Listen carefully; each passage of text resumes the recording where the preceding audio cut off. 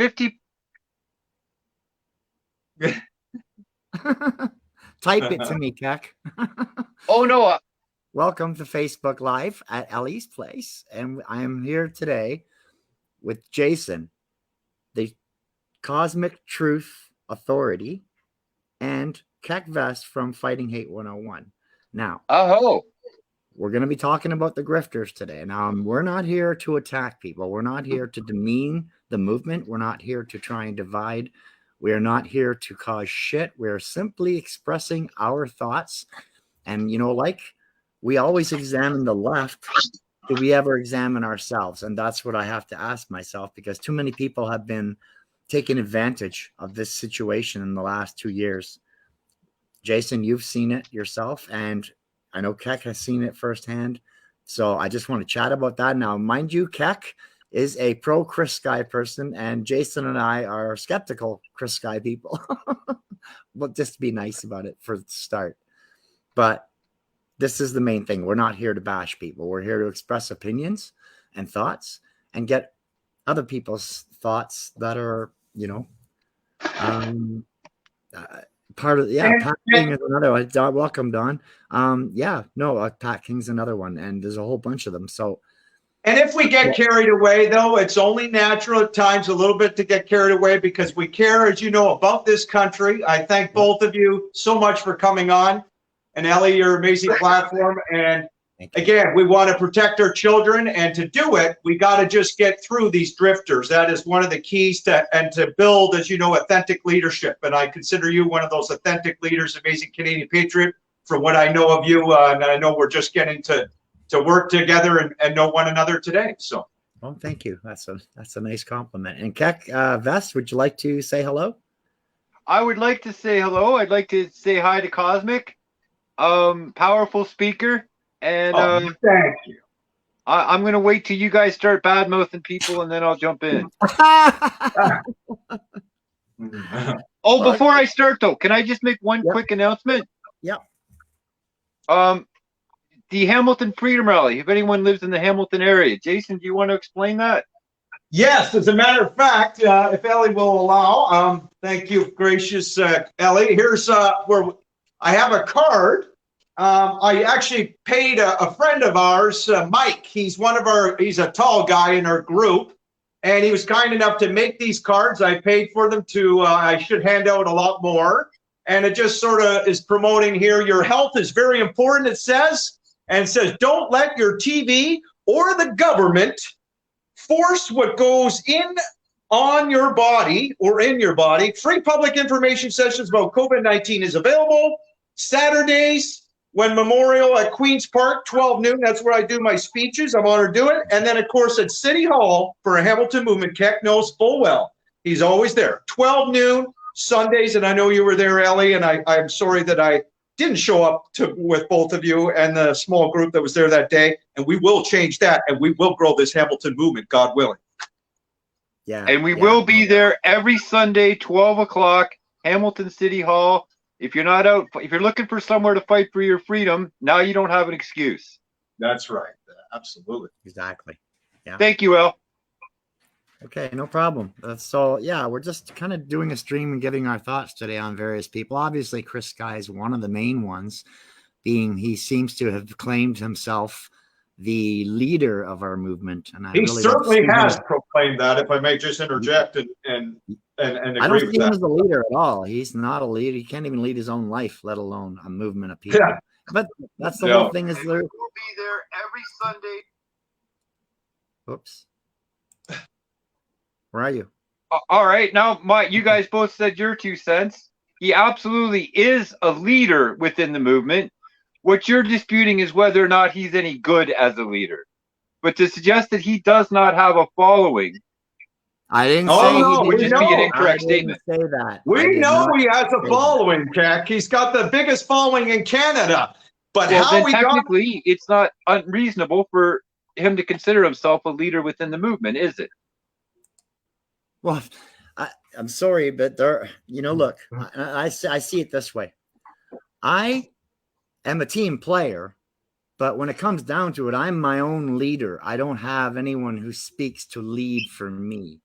I lead myself, and I think a lot of other people are the same way, and that's why a lot of people have dropped out of getting involved in this movement, because it's being hijacked by an egomaniac, and Yes. it's basically that's what he is. If you look at all the recent things that have happened with him, like the thing on the bus, the thing in London, he's on there somewhere. Just fucking donate. Like, I don't want your nice words on paper. Just fucking donate. Yeah. I put all that out there, and people are just kind of making excuses for him. Now, the thing on the bus, that's not a huge deal. It just shows that he treats his own people as much as like shit, like everyone else, right? That's right. So that just looks bad on him with his people or whatever. But most people will excuse that. But when you look at the leaked emails that I'm about to release, you're going to see a whole different part of Chris Skye and his motivation behind what he's doing in this movement. I've also got stuff from people who had given him money for this supposed school he was going to open up, this no mask, no social distancing school. Wow. Where's the fucking school? I'd love to see the school, Chris. Where is it? Right? Because that lady is still waiting from word from him after giving him money. I'm not saying how much, just money towards this school. How many other people gave him money, and where'd that fucking money go? Where's all the transparency with this money he's making? There isn't any that I see either. That's crazy. What about London? Apparently he made 90 grand. Then I heard he made 180 grand.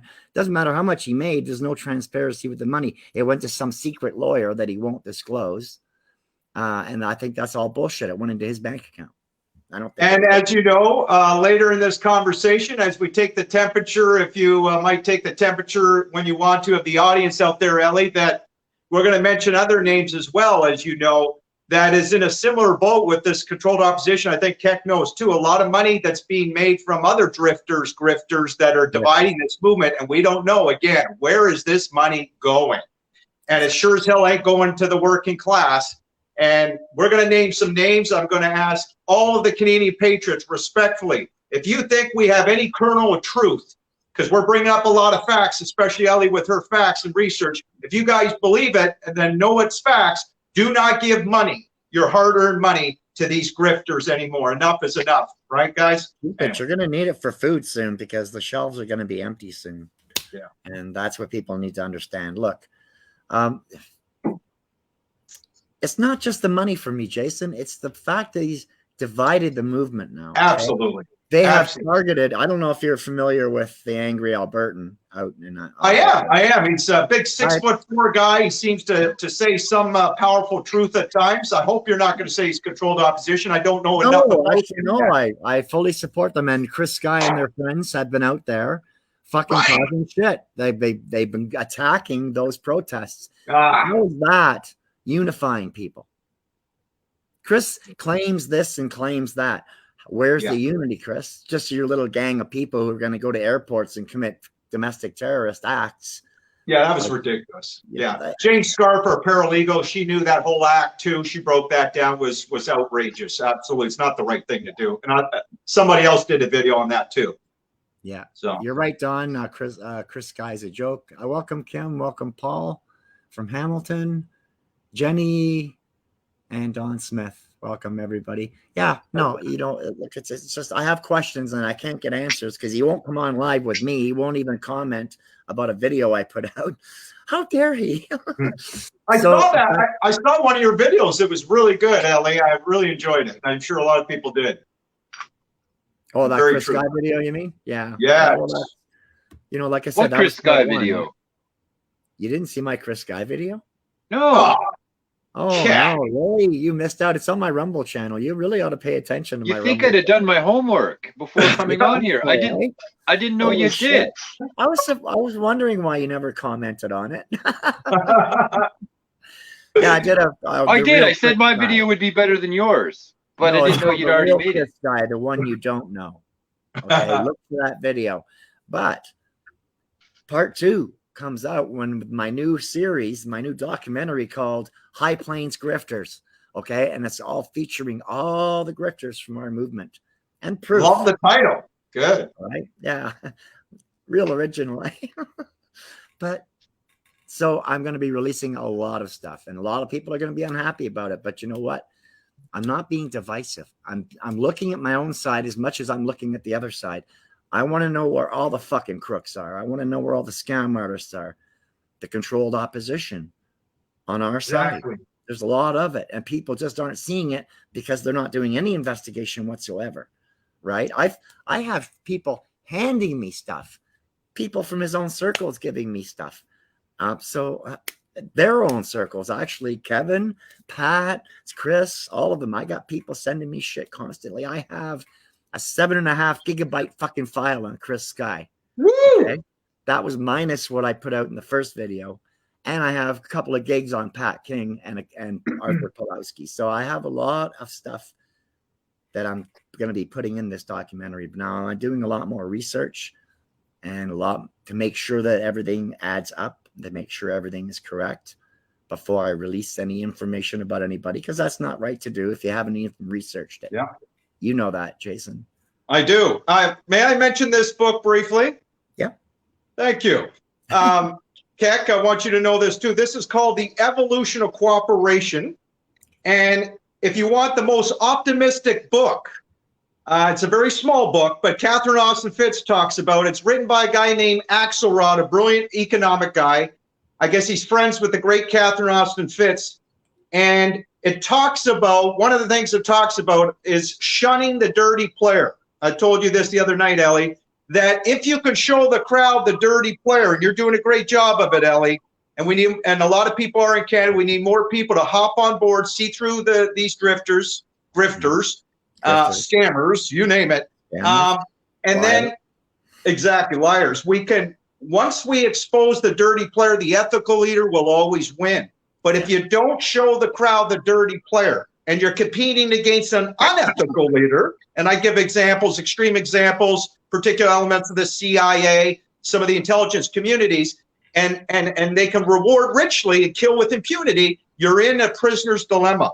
But to grow a grassroots, powerful, bottoms-up movement, and most of us truthers, or all of us truthers, that's what we want.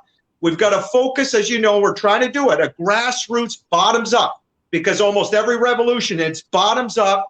To do it, we just got to get through, I believe, a lot of this controlled opposition. It's in Quebec. It's all across Canada, these liars, and we can do it. And the elites are scared to death of a grassroots, bottoms-up movement. They know we're capable, us truth, health, freedom warriors. Thank you for listening. Anyway. Hey, no problem. And I also wanted to mention that Jason's a big proponent of encouraging people to use the Canadian Bill of Rights. Okay. Yes, absolutely. Oh, here we go. And I would like to get you to explain this to people. Absolutely. And since you asked, Ellie, I'm going to get you a T-shirt, as a matter of fact. I have one for you, and it's right over here. Okay. I could reach and could grab it, but I'll show you another time. At the very top, Keck knows, I repeat it over and over again, my friends. It says, recognizes and protects your human rights and your fundamental freedoms. And yet the Charter of Rights and Freedoms, that we won't get into in a deep way necessarily today, but it's got loopholes, right? It has a common clause. Pierre-Louis Trudeau and his lawyers, we show you, wrote it up. We educate the police and the businesses, particularly on the Canadian Bill of Rights, why we need to use it. They're federally regulated. They have to abide by the amazing fundamental freedoms expressed in this bill, right, and human rights. The Charter at the top, it sounds great. It says your rights are guaranteed, but it doesn't say human rights, as Jane Scarf will tell you, right? And it's guaranteed within the Charter, within what the government says. And they can override your rights, Section 1, on reasonable grounds. And so all the rinky-dinky bylaws, we got to know this, my friends, as Jane says, right, all of our freedoms have been taken away, every single one of them pretty much through the rinky-dinky bylaws. And when you invoke the Charter, you have to appear before a judge who is appointed by the government, paid by the government. The Canadian Bill of Rights, one of the great advantages, again, you're supposed to at least be able to get an impartial jury, hopefully. And Dave Freedom is using his Canadian Bill of Rights right now in court, and he will shine unless they pull an ultimate diva move. But regardless, he'll be able to talk about the court case. The Crown are very nervous right now. They keep saying, use the Charter, Dave. We'll expunge your record. We'll do this. We'll do that. If you just use the Charter. But he says, no way. And they want him to make a deal. And he says, no, I can't look in my children's eyes and make a deal. I'm using the Canadian Bill of Rights, and it's made them very nervous. And I'm telling you, my friends, finally, one more thing. I get so excited on this, but really, Jane Scarf knows and Rebecca knows, and I think, Ellie, you're becoming aware. One of the ways out of this tyranny, and I want Keck to know this, one of the ways we win is we get about 10 to 15% of Canadians approximately to just enforce the Canadian Bill of Rights, know how to use it in real time, and get off the charter, and then we win. And I've already seen, we're going to mention a name today that I believe is a new Liberal government plant that I think is there because of the work that we've done, particularly Jane Scarf, Rebecca Shepherd, and many other people in Canada, hopefully me as well. And now you guys out there, new people that will be talking about the Canadian Bill of Rights. And thank you for allowing me to express this, Ellie, because we're going to end a lot of this corruption, I believe, again, with this amazing piece of legislation written in 1961 by John Diefenbaker, the most patriotic of all prime ministers. It's basically being trampled on because no one's using it. If they were using it, they couldn't trample on it, right? Exactly. And I've seen the police back up, in City Hall. As soon as I started reading the Canadian Bill of Rights, they no longer ticket us at City Hall. I think Keck can attest. Only a bylaw ticketed me. And I predict if cops and bylaw continue to have come out at City Hall, I would have loved to put them to the test because I'm sure the cops were not going to ticket me anymore. I was untouchable at that point. And I believe it's because of this. And again, we're going to talk about a new Liberal government plant, in my opinion. And I may have been talking to some military buddies on this. I believe he's an agent for the government, and he pumped up the charter. And you're going to see why later on. And the thing about the charter is, and I knew right off when I read it, it was fucked up because it says you're guaranteed this right unless otherwise prescribed by law. So in other words, they can just change the fucking law, and that right changes, right? So. Right. And they're overriding our laws with these health mandates. Yes. I don't understand how mandates trump law, right? Yeah. So, yes. Exactly. Sorry, we have a little problem with fruit flies. So that's the problem I have with the friggin' charter is that it's all the sections will say the same thing, otherwise prescribed by law, or unless the cops say so. And if I might say, Ellie and Keck, if you want to learn more and really delve in to the difference between the bill and the charter, and Ellie, obviously you're quite up to speed in some ways, but for those, especially new people, I really highly suggest coming over to Stand for Thee, if I may say, not Police on Guard for Thee, Stand for Thee with Rebecca Shepherd, who I believe, who created that group. Jane Scarf is a huge part of it. They do videos together. They're pretty epic. These women can be ferocious, but obviously they're amazing, compassionate Canadians, amazing patriots, along with us, and they're educating thousands in Canada, as you know, right now on the Canadian Bill of Rights. And that's why I believe they've got new drifters and a government agent, I believe, that's trying to distract us from using the Canadian Bill of Rights. And I can't wait. I'm going to be careful, but we'll bring up this guy. Well, these other guys have worn out their welcome, so they need new people. But they need people that your average Canadian would deem credible. Okay, if wow, a cop's coming out.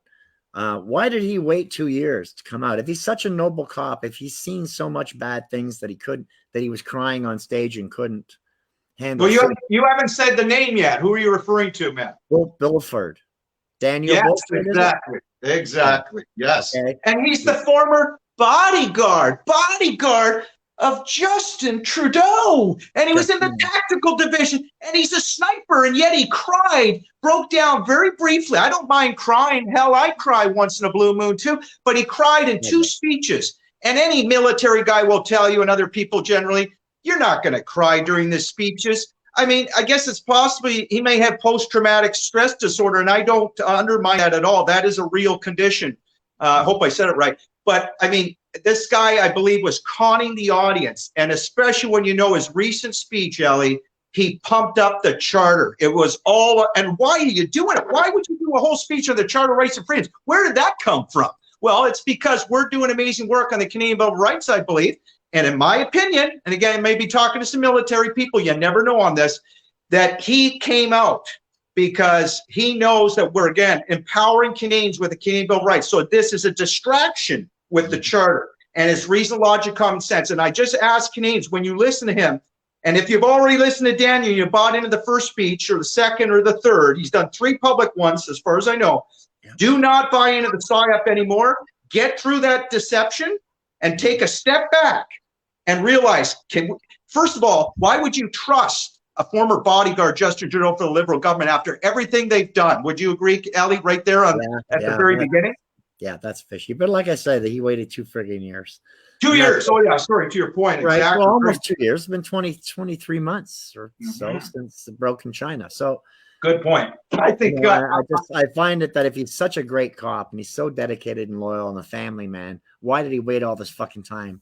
You know, it just doesn't make sense to me. But I want to say hi to Vince. Isn't Vince Geary? Vince Geary, the other one, his sidekick. Excuse me, Vince Geary. How do you say that last name? Geary's always Jersey's. Thank you. Jersey. You're more you know him. He's former OPP. Yeah. And he's a charter boy. And I'll just tell you guys briefly at Nathan Phillips Square, when I did my speech Saturday, I did 2 speeches that day. The first one, I got the crowd together, spoke to them. We had a great time. I eventually pulled out my bullhorn. And I simply talked about Canadian Bill of Rights briefly and other issues. I said why we should use the charter briefly. And what does Vince do? I'll never forget this. He gets up there, and he's a very nice guy. I got along with him. And this controlled opposition, we know some of them, unlike Chris, are not obnoxious necessarily. They can be very personable, right? But it doesn't mean they're not controlled opposition. And unfortunately, he got up on that stage and he celebrated the charter almost as much as Daniel Bulford did, actually more in a way. And I went up to I went up to Vince after. I said, Vince, what are you doing? You heard me talk about the Canadian Bill of Rights, why we should use it. And he said, well, we're celebrating 36 years of the charter. It was the day before they celebrated it. And I had the same reaction in my mind that Jane Scarf had when I told her, which is, who cares? Why you should be pumping up the charter? We got to show the loopholes and focus on this amazing, still constitutionally active and binding legislation written by white hats that really cared about Canada. It was written by the Canadian people for the Canadian people. And I'm telling you, it puts fear of God into the establishment. They do not want people discussing or using this. And it's too damn bad because we're going to do it. And because we care about humanity. Anyway, thank you for listening. Where did Keck take off to? I don't know. Maybe I intimidated him. No, he's never intimidated by me. I don't know where the hell he went. Oh, come on back, Keck. Keck, get your ass back here, Keck. Well, I'm having a beer. When we talk about Chris Skye and some of these drifters, I got to have a beer, please. I hope that's okay. I don't think I didn't have a toke before this. I did. Welcome, Dee, by the way. Thanks for joining us. And thank you for joining us, everybody. Kim and everybody. I hope my friends from my Facebook are on this platform. A lot of them. I don't know how it works, so. Well, they aren't yet. I see 7 people watching, but I mean, they may come in yet. We haven't really good. I hope so. Potatoes. So, your thoughts on Chris Skye? Why do you think he's controlled opposition?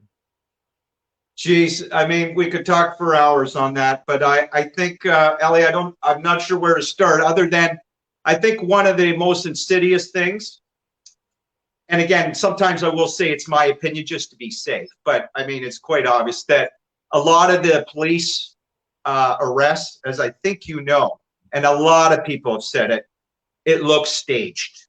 And even if you believe one is a psyop, I always use the term psyop. I'd love to have time later to define what a psyop is, psychological operations. Even if you believe one is staged, and I think it's quite obvious to say yes, then you got to understand what the hell is going on. That is despicable. It's deceiving the public, as you know. It's all about division, as you said earlier. And that the David Menzies Rebel News, it was so obvious. Again, it was staged to me and other people. And Chris, I mean, one person said on my BitChute, he looks like a police informant. He acts like a police informant. And another lady friend of mine, Ellie, she said that I believe it was after the arrest or a charge, and he wasn't supposed to go to the World Freedom Rally at Queen's Park. Right across, and this was a couple months ago, right across the street. And this woman is full of integrity and honesty. He was across the street talking to the cops, and I would have loved to heard that conversation. And that's just for starters. Again, you know, he's done some good work once in a while. Controlled opposition, they have to, or they'd have no following whatsoever. But there's a lot to be desired. And one of the red flags, Ellie, I will add, and I'll let you go speak, tell your part, of course, is that these controlled ops, they never, ever discuss the merits of the Canadian Bill of Rights. They will use the charter, as you know, but they avoid this. And it's because their handlers tell them. And one last thing, of all these grifters, and hopefully we'll get to other names later on, I mark my words, my friends, our amazing Canadian Armed Forces that I'm beginning to mention more and more, and I got to be careful, or not have to be careful, but there's things I'm going to keep close to my vest. I'm not going to disclose everything I know. I train military, let's just say. I keep the corporal leads on the toes. I say I might have been involved in an unacknowledged special access project. You never know. And I'm telling you, these armed forces and intelligence agencies, reason, logic, common sense, my friends, they're keeping an eye, like Ellie and I, we're trying. They're keeping an eye on these grifters and every single one of these controlled ops. And they have to. They want to protect Canada. They want to take action when the time is right. And they want us, the citizens, too, obviously, to take our action to protect our country. And that's what we're doing. We're doing the protests, the speech, obviously speeches is important too. We're doing it. And we're going to have that bottoms up movement and protect this country. Mark my words. And we're going to have a lot of victories coming. I hope I'm making sense. Am I? Yeah. Yeah. Oh, well, good. let's hope so. The thing that gets me is this. About a year ago, he was charged for threatening 3 police officers' lives, trying to run one over, apparently. And oh, yeah, I heard that. Oh, my God. For threatening Doug Ford. Okay, so he had 4 or 5 indictable offenses on him. How the fuck is he traveling all over Canada? And how is he allowed to move to Alberta with those still pending in court? Great question. Yeah, you don't. And somebody said, Ellie, why aren't we in prison? What, like, this guy gets arrested in and out of prison. I mean, it's so much WWF wrestling, as you know, and drama with this boy. It is unbelievable. And yet he criticized me on Kevin J. Johnston, remember? Because I got traction. I got over 3,000 views in a few days, called Skye Exposed. And he accused me that I mentioned his name so many times because I knew the algorithms would take off and get lots of hits. Well, Skye, I got news for you. As I said, I didn't know. I don't know enough about algorithms. I didn't know it worked like that, Chris.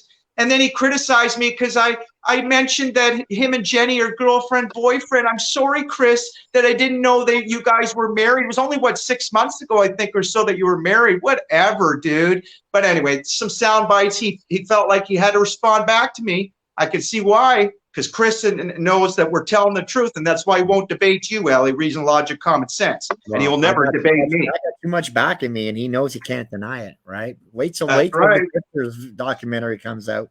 And Kim just said, I know they're making money to move out west. Kim, they moved out west last month. He's gone. Yay. Hey. But he left. Hey, guys. He already has plans to leave the country. So look, and all I'm saying is this. These fucking people who are sucking the movement dry and throwing themselves in the spotlight in front of every fucking camera that's rolling, they throw themselves in front of. And Kevin J. Johnston's the worst for it. They won't be around when it's time to fix this country. If we take this country back, and it's going to take a lot of work and a lot of sacrifice, where the fuck are they going to be? In Barbados. Yeah. Hamilton City Hall, 12 o'clock. No, they won't be, but we will be. Absolutely. Well, guys, can you hear me? Yes, we can hear you, Techmeister. We can hear you. All right. Sorry, I got kicked out of the stream. I didn't want to talk over you, but I didn't know if I was still in the conversation. You are, Tech. And Ellie's telling you, Techmeister, Ellie's telling you when these drifters and grifters are no longer with us, including a Skye, that you stick up for on occasion, know that we're going to be left with the breadcrumbs on picking up after this amazing country, which we're going to do and repair it, and repair a lot of the harm that was done by these, in part, by these grifters and drifters, dividing this movement, obliterating a lot of times even our social human dignity. Look at Skye with his steroid rages, I believe. I think it's reason, logic, common sense. That man is on some serious, in my opinion, sure look like it. Let's just say some roid rages. And I hope Chris can stay clean. Respectfully, I've challenged him or said, I think I can help you, Chris. I'm trying to motivate you to stay clean, man. It's great that you work out. And Keck did push-ups, by the way, Ellie. Did you see the video? Keck can show you sometime. He did push-ups right in front of me at City Hall, and I was impressed, Keckmeister. You did a lot of them in good form, too. But anyway, yeah, we'll do 10 more this Sunday. I've seen Keck do them before when I was in Hamilton. Yeah, he's quite the athlete, let me tell you. He is. He was a long-distance runner. And that's another thing, the government, and Chris Skye, I'm surprised he never talks about this, the man that works out, as far as I know, that the government never tells you how to strengthen the immune system. They never talk about exercise in any profound way, as you know. It's all about the gene therapy vaccine. And Chris now, he's got on the narrative to, I hope he cares for her kids. He's apparently done a speech now about her children. And that's a good thing. I mean, we can back up some of those things. Obviously, I'm not going to say anything negative. You better talk good about our precious children if you're going to do that, Chris, and that's a good thing. But we're talking about the grand picture of here, what the hell's been going on with guys like Chris. And again, as Ellie said, what he's done to this movement and so much more he could have done as a real authentic leader, but he's being controlled. And I think it's quite obvious. These are my opinions, but again, I'm not the only one. And I'm glad we're talking about it today, It's important to bring these issues up and bring up any questions we have for Chris. How can he ever answer them? I mean, he won't answer me, but he'll answer you, right? So that's important that we bring these questions. Yeah, but Ellie, okay, Chris will never talk about and answer my question. Chris, why aren't you discussing the Canadian Bill of Rights? I challenged him in Hamilton. Keck knows we did speeches at Gore Park, right? Him and Kellyanne Wolfe came. I made sure Kelly made sure she knew enough to get me up there. She knows I'm a powerful speaker, if I may say, and other people have said it. Kelly knows and said. And I called out Chris and Kelly respectfully. I said, you guys got to talk about the Canadian Bill of Rights. And I said, Kelly, you did in Ottawa. I give you credit. And I said, you got to keep doing it. You don't have to do it every speech, but you know what I mean. And Kelly completely dropped the ball. God love her. I get along with Kelly. I don't want to say too much about her in particular. Ellie, you could say what you wish. But yeah, I called out Chris Skye that day, and he's not talked about the Canadian Bill of Rights at all since then. So that challenge it's just gone down the toilet. Chris, smart now. And so. Yeah, no, like I said, I don't know enough about Kellyanne Wolfe. I'm just kind of learning some of the stuff that she's been into. A lot of it seems to be tied to Chris. So I don't know. Yes, they're all one clan, tight, very tight. The Vlad, Chris Skye, Kellyanne Wolfe, as far as no. Pat King, another one. I know you probably are itching to talk about him, maybe, Ellie. You probably know more about him than I do, but I know one thing. That Pat King in Alberta, and I want Keck to know this too. Everybody in Canada should know. Alberta has the Alberta Bill of Rights and the Canadian Bill of Rights. They got a double punch, my friends, and Jane Scarf knows it too. And there's a very good professional video. I'd love to link it up, but when I find it, Ellie, we could put it maybe on your site if you think it's relevant. It's very, very historic and powerful, this Alberta Bill of Rights. And I believe that's why they will get that economy, wide open and end hopefully a lot of the tyranny in Alberta if more people are aware of their Alberta Bill of Rights. Again, their fundamental freedoms. And again, they have the Canadian Bill of Rights. So that's a wonderful thing that they got in Alberta, and Pat King's mom on both. And that's disgusting. I mean, come on. And Pat King, what can I say? I met Pat King at the C3 rally 3 years ago in Ottawa. And I thought he was a nice guy. He was, he was always smiling and happy, and he just seemed like a happy-go-lucky dude. And I thought, oh, okay, because he was doing a show called Rolling with Pat and Jay, right? So that broke apart, and he went his own way. But I have heard nothing good about him since, and I've even seen the video he did apologizing and saying he's trying to do better and stuff. But I have problems giving him slack for what he's done, and the fact that he hasn't made any restitution to people who he defrauded. And, like I said, I'm going to be bringing this all up in my documentary, but I'm disappointed in Pat King. I thought he was going to be an honorable guy. I thought he was just like when I met Rick Boswick at the same event. That was the first time I ever met Rick, and Rick's an awesome guy, and I've known him ever since. And actually, he scolded me for going after Chris Skye because he thinks it's divisional, to some degree. I get that too, Ellie, in my speeches, excuse me, right? Yeah. I have to deal with sometimes, even in my small audiences lately, and I've spoken in front of 2,000 amazing patriots before a few times, but I get people will say, Jason, don't divide this movement just because if I'm talking Chris Skye or Henry Hillebrand or, and asking some hard questions and asking the audience, we got to ask the hard questions, I believe, right? And we're not dividing the movement. The movement's already been divided. And again, if we could bring some truth and transparency on these drifters and how they've done a disservice to Canadians in some ways, certainly I think a lot of ways, then we will be able to build that bottoms up movement. And I believe we are going to get some real authentic leadership going on, my friends. And finally, as I said to you the other night, real authentic leadership. We have real authentic leadership. We have some. Absolutely. You're one of them, Ken. And Ellie. And hopefully I play a small role, at least a small humble catalyst for change, at least I would say. We are authentic leaders, I believe. An authentic leader is, I believe, somebody that tries to educate others, right? You put information that resonates with someone and they want to take action, so to speak, and then they pass it to other people and they become authentic leaders. The closest Skye, I believe, ever came to that, one instance where he went to the airports. He was given a lot of credit that he helped people, you know, sort of skip, I think it was the PCR testing or something like that. Some people said he was implying he was like the first one to do it. Well, you know, there's a famous doctor in Holland that showed you how to do that. But to Skye's credit, at least he did that. His handlers probably told him, this is what you do. And that's good. We could stand behind that type of action. But again, it's called controlled opposition for a reason. Anyway. Sorry, you know who I see as a leader? Sorry, Kat, go ahead. Kat? Yeah. Were you talking? No, he wasn't talking. No. Oh, okay, so I thought. Before you start, Al, is my sound okay? Because you guys seem to have trouble hearing me. Yeah, no, you're fine. Okay. One person I do consider a leader, okay, is Jody Ledgerwood and her friends. I'll have to check her out because I don't think I've heard of her. Go ahead. Yeah, I never heard of her. Durham Rise Up Durham, and I think Rise Up. Them I've heard of. Yeah, Jody Ledgerwood and them went into the Eaton Center and challenged all the security guards and the police about the mandate, the vaccine mandate. They were sitting down eating food they bought there, and they were being harassed. I put a video on my BitChute page and Rumble about it. And you know what? That to me is leadership. That to me is going out there and doing it and saying, this is how it's done. And they did it really easy. And they never got a fine. They never got nothing. And they ate food. Was that the women? Was Kristen Pavlos with her, Ellie? Because Kristen Pavlos did something that sounds very, very, it was identical with about 5 middle-aged women in a mall being harassed by no. That was after them.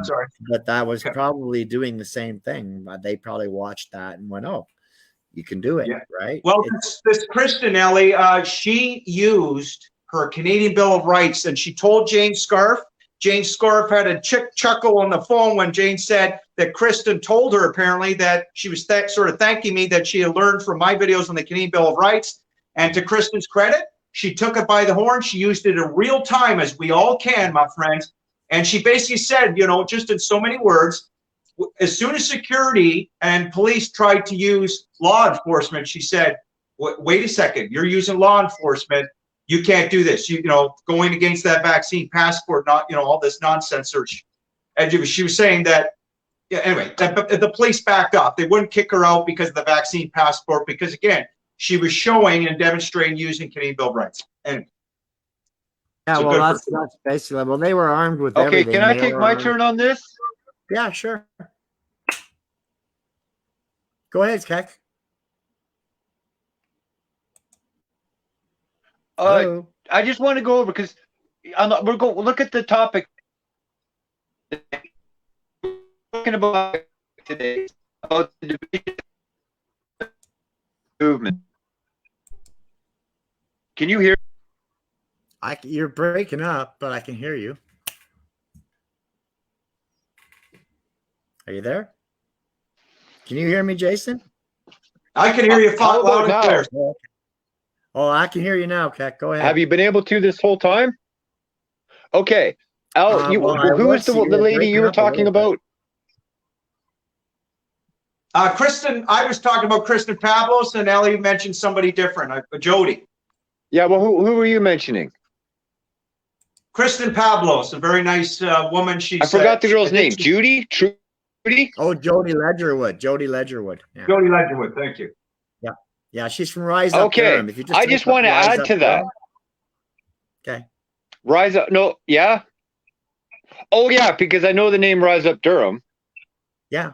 Do you guys know the name The Bubble Bus? Of course, yes. I don't think so. Jim Kerr? That name rings a bell. Yeah, explain to Ellie a little bit about Jim Kerr. He's okay. Really quickly, Jim Kerr has come into. Comes with Kelly and Wolfe a lot. He's come into Hamilton a couple of times to help us build our numbers. He's traveled everywhere. He's just at Peter Burgers in Peterborough. They're trying to shut that restaurant down. And he's part of the fight leading there. And since you guys are shouting out people that aren't normally recognized, I want to throw Jim Kerr as my vote. Is that from Kern Media? No, the Bubble Bus. Oh, Bubble Bus. Okay. Yeah. Well, hey, I mean, everyone who steps up is a leader, right? You know, we have leaders, in other words, within our movement. Yeah, we do have leaders. We do have leaders. But we're not calling ourselves leaders. Yeah. We're calling ourselves a part of the movement. I don't consider myself a leader in any way other than myself, but I do my part. I'm a small wheel in a whole bunch of small wheels, and that's all we all are. We're all just a small wheel. Some are a little shinier and brighter, but you know what? But we are all just wheels in the cog, and that's all I am, and that's all I consider myself. I'm humble that way because I would rather have a small following and have that support from that small following than have a whole bunch of subscribers who never basically are involved in my channel. So, well, each and every one of you are making a difference. Never forget that. And we are trying to unite people. We are, every day we're waking up more and more Canadians, and more Canadians are waking up to the truth, which is great news. Just real respectfully, Keck, we can agree to disagree. Yes. I have some serious questions about Kerr. Is it Jim Kerr? Did you say his name is? Okay, right? Before you start on Jim, can I just ask one no, I'm not going to blast him or anything. Go ahead. All right, just one favor. Anyone watching this right now, let us know in the comments section people that may not be recognized, but you may see as a leader yourself. Okay. Wherever you are in Canada. All all of our viewers. Great contribution there, Keck. Thank you. Yeah. Well, no, get those comment sections going. I want to know who the leaders are. Go ahead. And D. Wells had asked what a grifter is. Like, basically, a grifter is money made dishonestly, as in a swindle or confidence game, to engage in swindling or cheating. So basically, they're scammers. The grifters are scammers. Thank you for that definition. Excellent. Yes. And can I mention just some names right off the bat, actual names, and then I will pause and I will ask you guys, what do they all have in common? Can I do that? Yeah. They all used to be yellow vests. Oh, I got to wait. Okay, go ahead. And remember, my friends, as I say these names, I know it may sound hard to believe with some of these names, but there's a book, and I'm going to get this book. About 85% of the leaders in movements throughout history, 85% are controlled opposition. Because even you said, Ellie, I think, right? The best way to oppose opposition is lead opposition. No, the best way to control opposition is to lead it. Yeah. Sorry, thank you. Henry Hillebrand, Arthur Pulowski, Randy Hillier, hate to say it, but Randy too. The Vlads, even though he's coming around a little bit now, but again, controlled ops, there's a lot of pressure to talk about this right here. Henry Hillebrand, Arthur Pulowski, Randy Hillier, Vlad, the Chris Skyes, of course, the Kellyanne Wolfes now that she dropped the ball on this particular issue right here. I mean, the list goes on. The Kerr, Kevin J. Johnston. What is Kevin J. Johnston? Thank you. The one thing they all have in common, my friends, actually it's two. They do not discuss the merits of the Canadian Bill of Rights in any profound way at all. They ignore it. They basically hide it. They pump up the charter. And I made Jane Scarf and Rebecca and Dave Freedom aware, and I think Keck knows now too. I told Keck, and they all agree. Have you ever seen them wear a please? I think this is very important. Others may disagree. They never wear a Canada hat. You'll never see them wear a Canada Maple Leaf other than Randy Hillier because he's a politician. They certainly don't give out Canada hats like I did in Hamilton. Doesn't make me any better. But Chris Skye and Kellyanne Wolfe sure as hell should be doing something like that. Give back. And they don't do it. And they don't even wear so much as a Canada button. Arthur Pulowski in all his interviews, right? I mean, what is going on here? And I'm telling you, I think their handlers, Reason, Logic, Common Sense, they don't want them to show that visual of Canadian nationalism. Would you agree, Ellie? They do not want people to see that. You agree? Awesome. Yeah. So there you go. And they don't discuss the Canadian Bill of Rights. I already said it. Nope. And I've always got my flags behind me. I don't wear one as a cape, but at my when I protest and stuff. But I do. I stand behind my flag always. Will. Good. That's my Canada, and they're not taking it away from me. They might take it away from other people, but like I said, and people are making it sound like we're fighting for our freedoms to get our freedoms back. They haven't been taken yet. We just lost our ability to travel on planes, trains, and planes, trains, and buses without the vax. So that's one right that's now been taken away from us. At the moment. Yeah, we're going to crush the establishment soon on that, and we'll get those rights back. Mark my words, very soon. Yeah, we will.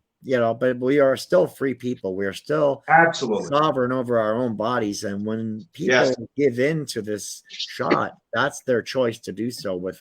That's right. But even if they're being extorted over a job, I feel bad for that because it's not right to do that. I've seen people lose their career because they stood up for their ethics. And I've seen people sink and get the vaccine they didn't want to, right? So it hurts on both sides to see people losing with these so-called vaccines.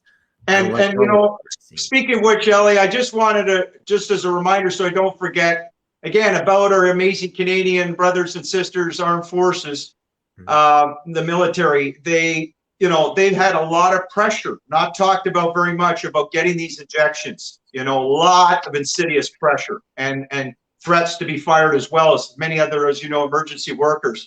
And in the United States, the same thing with the military.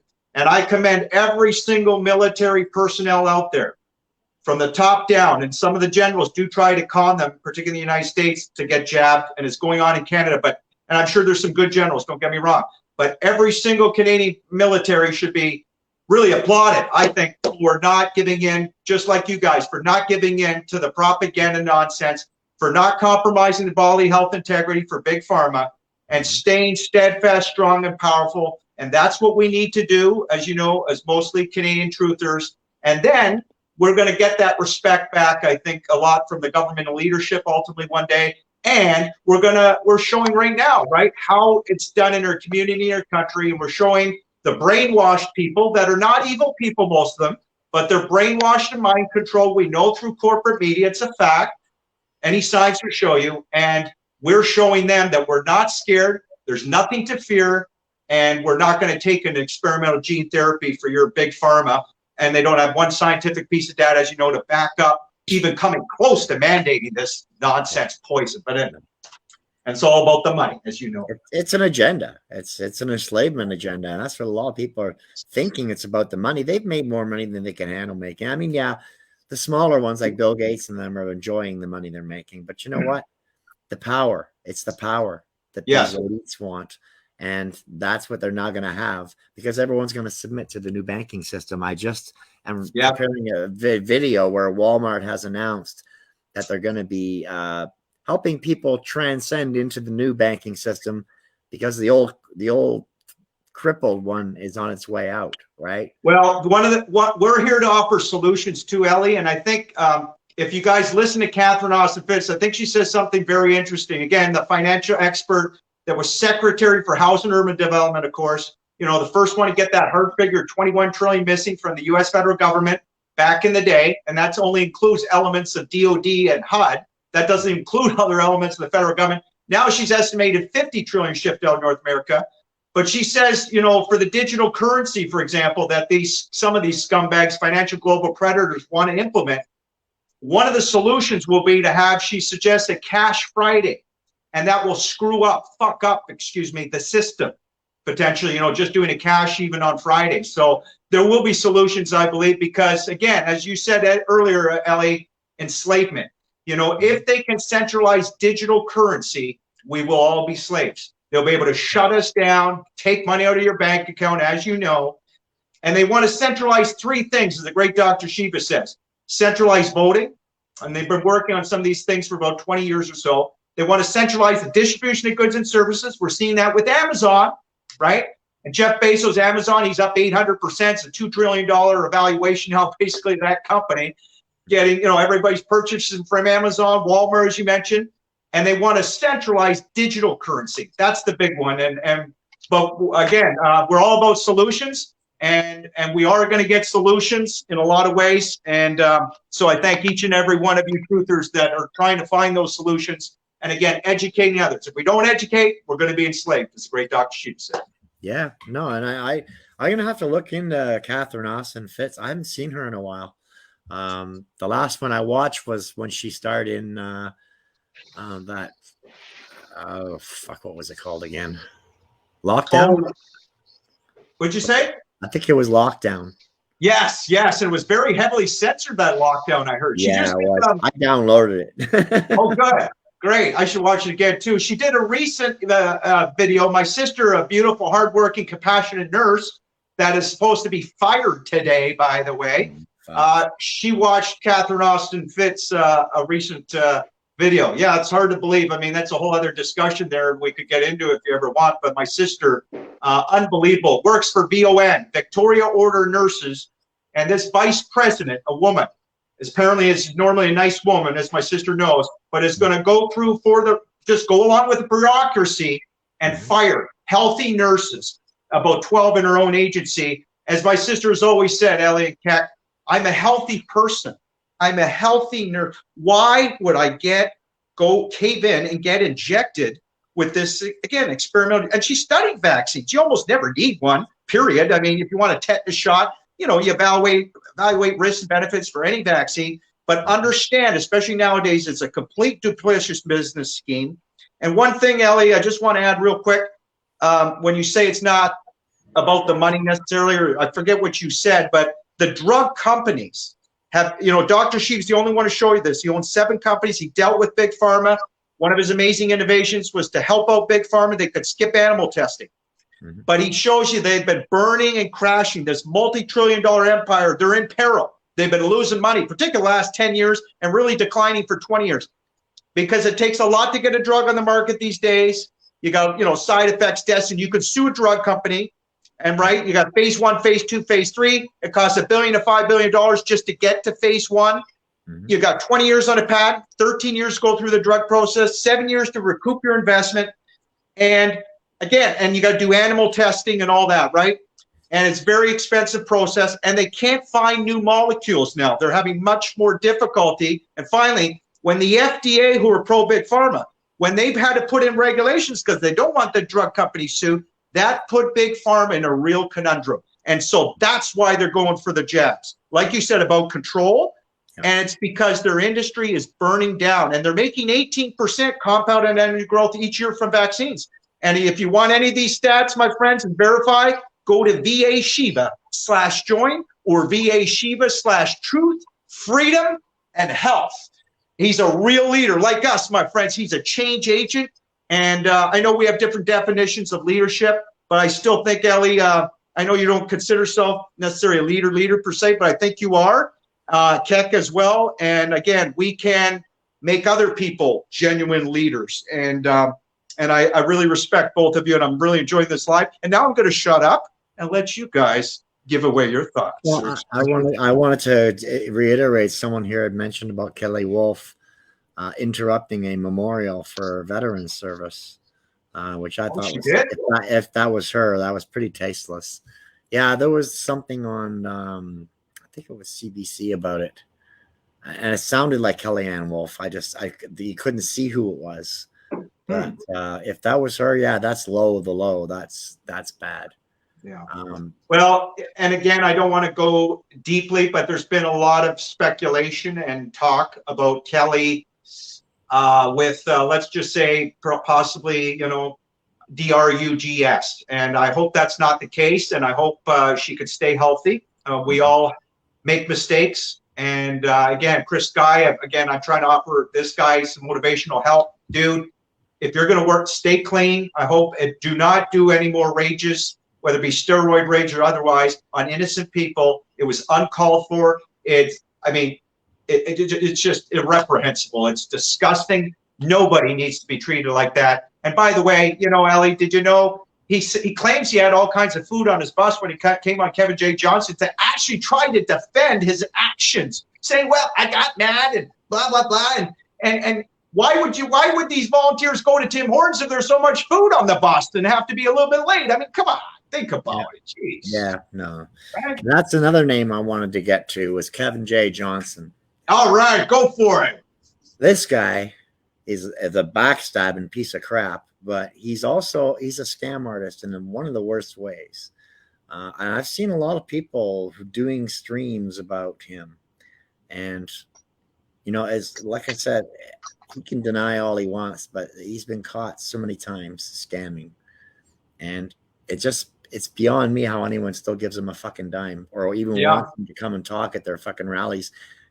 He's always saying the same fucking thing. Yeah, I was in prison, maximum security prison. No, you weren't, you fucking idiot. You were in a holding cell called the Don Jail or the West Detention Center. Yes, they're maximum security, but they're not prisons. You ain't never been to prison. And let me tell you something. When you go to prison, and you'll know you're in prison, okay? Then you can say you were maximum security prison. When you were in Millhaven or Collins Bay, then you can say that. You were in a fucking holding jail. It's fucking right.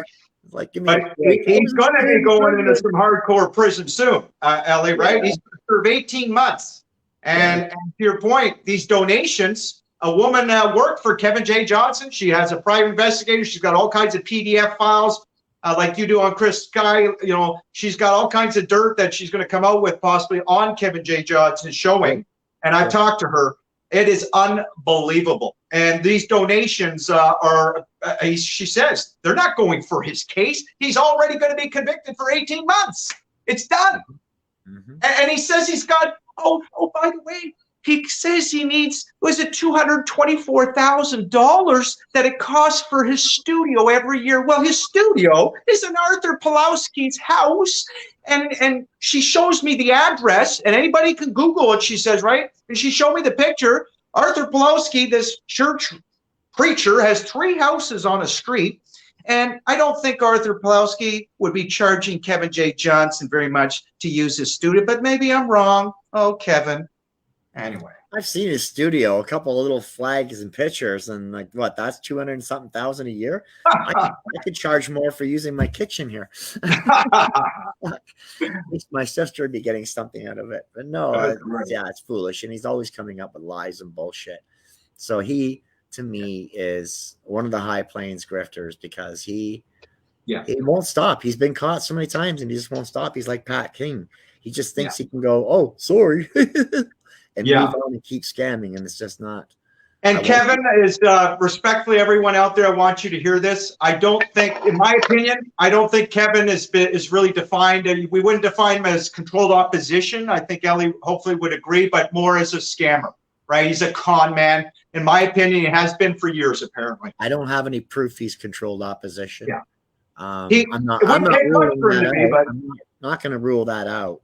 But I have no proof of that. I do think he's a scamming piece of crap. Who backstabbed me? I don't appreciate being backstabbed, and he did backstab me a couple of years ago. Oh, I'm sorry to hear that. So that's it's his loss. He's the wrong person. Let me tell you. So then it basically he's left a trail of destruction in this path. And this is all of these drifters have left, as you say, a path of destruction. That's well said in this movement. But we're going to pick it up, and we're going to again get more authentic leaders. We've got a lot of great speakers out there that are doing great. We got again amazing marches, truthers everywhere, online, all you guys online that are seeking the truth. Many of you out there, thank you, and thanks for being on this platform today with Ellie, Keck, and I. And anyway, I'll let you guys talk now. So here we go. Well, Keck, I haven't heard much opposition from you. Are you there? Keck is in a trance. He could be doing yoga right now, I think. Are you there? Knock, knock, knock. No. You're zoning in and out on. Oh, it must be your phone because I can hear everything fine. But anyway, okay. Well, can you hear me right now? Yeah. I'm talking right now. Can you hear me? Yes, we can hear you. Welcome back. Oh, I'm sorry. I'm obviously my internet's not as good as yours. Oh, okay. So Well, you're on a yeah, phone, yeah, right? it's hard to jump in there. Oh, well, You guys have both said a mouthful. yeah. And we haven't heard much opposition from you. I expected more. Well, okay. Kevin J. Johnston. I'll start with him. Okay. Right? Is he a grifter? Yeah. I was at Dundas Square one of the first times. Do you remember the early rallies at Nathan Phillips Square, Jason? Dundas Square, but I don't remember about Nathan Phillips Square. Maybe I wasn't even part of the movement back then. No, I'm wrong. I'm wrong. Sorry, it was Dundas Square. Yes, I do. I remember. I met Kevin I got you to keep me in line. Okay, I have video of them starting the march, and Kevin J. Johnston running out with his team with a banner with his face on it that he was planning on marching. The entire march was going to be led by people holding Kevin J. Johnston's banner, as if somehow, and it was like 6,000 people that day, all got together for the sake of Kevin J. Johnston. Well, Kevin loves showing his face. That smiley, that big smiley. No, I wish I could show you. I'll show you the video sometime. I'll send you a small clip. But yeah, it's like, okay, what a grifter. Okay, but on the other side of the coin, he does media for a living. That's not a secret. Like, he does things that are over the top, right? He can be really clever, but not necessarily smart in some situations, and he could end up in jail. You're right. Yeah. But to me, someone who's more of a newscaster would be that asshole Tan Dix. I don't like him, but he's not controlled opposition, and he's not. I don't believe he's a grifter either. I believe he's honestly working his fucking ass off. He does get amazing fucking stories, and he gets amazing interviews. I found that fishy, but he might just be lucky and contact him at the right time or whatever. But how hardworking is Dan? Is on a lot of people's lists, and I think they should take his name off until they have proof, because I really do think he's a news guy who has busted his ass from one end of Canada to the other, from what I can tell. Okay, I don't like him. He's an asshole. He's totally anti-transgender, and for that, I don't like him. And you can't tell me that Kevin J. Johnston does the exact same thing. Kevin J. Johnston scams people. He lies to people to get money. Okay. Seriously, that's. But is he hardworking? My question, and Jason, you too. From what I heard, question is, does Kevin J. Johnston work hard? I don't know him. I'll say he works hard. He does a 2-hour podcast every night with guests. Who? I could do that, and it's not work. Sorry? To sit on your ass and do a podcast. Okay, but he does do that. He is on JOB, and he does have to feed Derek's story. I don't consider that work. I consider that pleasure. So if he's I recognize that. I'm in YouTube for the LOLs. It's not I'm not making any money. But he's very upfront about the fact that he does it professionally. He's very upfront about the fact that he does this for a living, and he needs to be able to put food in the mouth of Derek's story. He has a crew of people that are depending on him. There's another one. Keck, are you giving hundreds of dollars to, well, you don't have to answer, but to Kevin J. Johnston? Are you donating him money, and you think he's putting I'm saving up for Chris's book. Oh, no, I've never given a penny to any of them. I'm not proud of the fact, but I'm not embarrassed. But the point I'm making is Kevin J. Johnston has to find revenue streams, right? We all do. Con people and lie to people to do it. And even though he does his grifting, as I pointed out at the rally with his banner, right? Just the same, he gets the numbers, he gets people to the rallies. That's not grifting. That was just cheesy. What that was. What? The parade thing. Yeah, no. When you see the video, you'll giggle. I'll send it to you. 3 p.m. I've seen live streams with women who he conned out of money and scammed them, and he won't repay them. I scammed them how? Lied to them to get the money, and then when they. What was the lie? Oh, watch it for yourself, Keka. Oh, okay. This is a video you have. I have it in my file. Yes. I didn't think you had videos I hadn't watched. I have 7.5 gigabytes on Skye, and I have about 5 gigabytes on the other ones. Yeah, scold Keck on this after the show. We're going to move forward now. Well, I know. I didn't know you did a Chris Skye video. You did a Kevin J. Johnson video too. No, I've called him a piece of crap a lot of times, but I've never done a video about him. Well, no, and I'm not, again, he can be a shitty person in a lot of situations. I'm not suggesting that. What I am suggesting is that he has done a lot for the movement. What has he done? But what? He got me to my first rally. Oh, no, my word. Good. He was grifting and he was doing all that shit. But at the end of the day, he yelled at me for 20 minutes with M103. I wouldn't be involved today if it wasn't for Kevin J. Johnson. Oh man. Oh, but thank God you are in the movement. God bless Kevin J. Johnson's soul, at least. That he got Keck Meister. I'm not saying he's an angel. I'm just saying that he does good for the movement. Do you remember when you picked up the speech picked up the mic when Kelly got arrested? Cosmic? I sure do. Was that a scary situation for the people that were involved? I would say for a lot of them, yes. I had the woman who set up my Facebook for me. She got punched by the cops in the face, slightly off camera. I had Kim in front of me with the cops on the ground, kind of kneeing her with her elbow, and Matthew Haley on the ground. It was a very scary situation.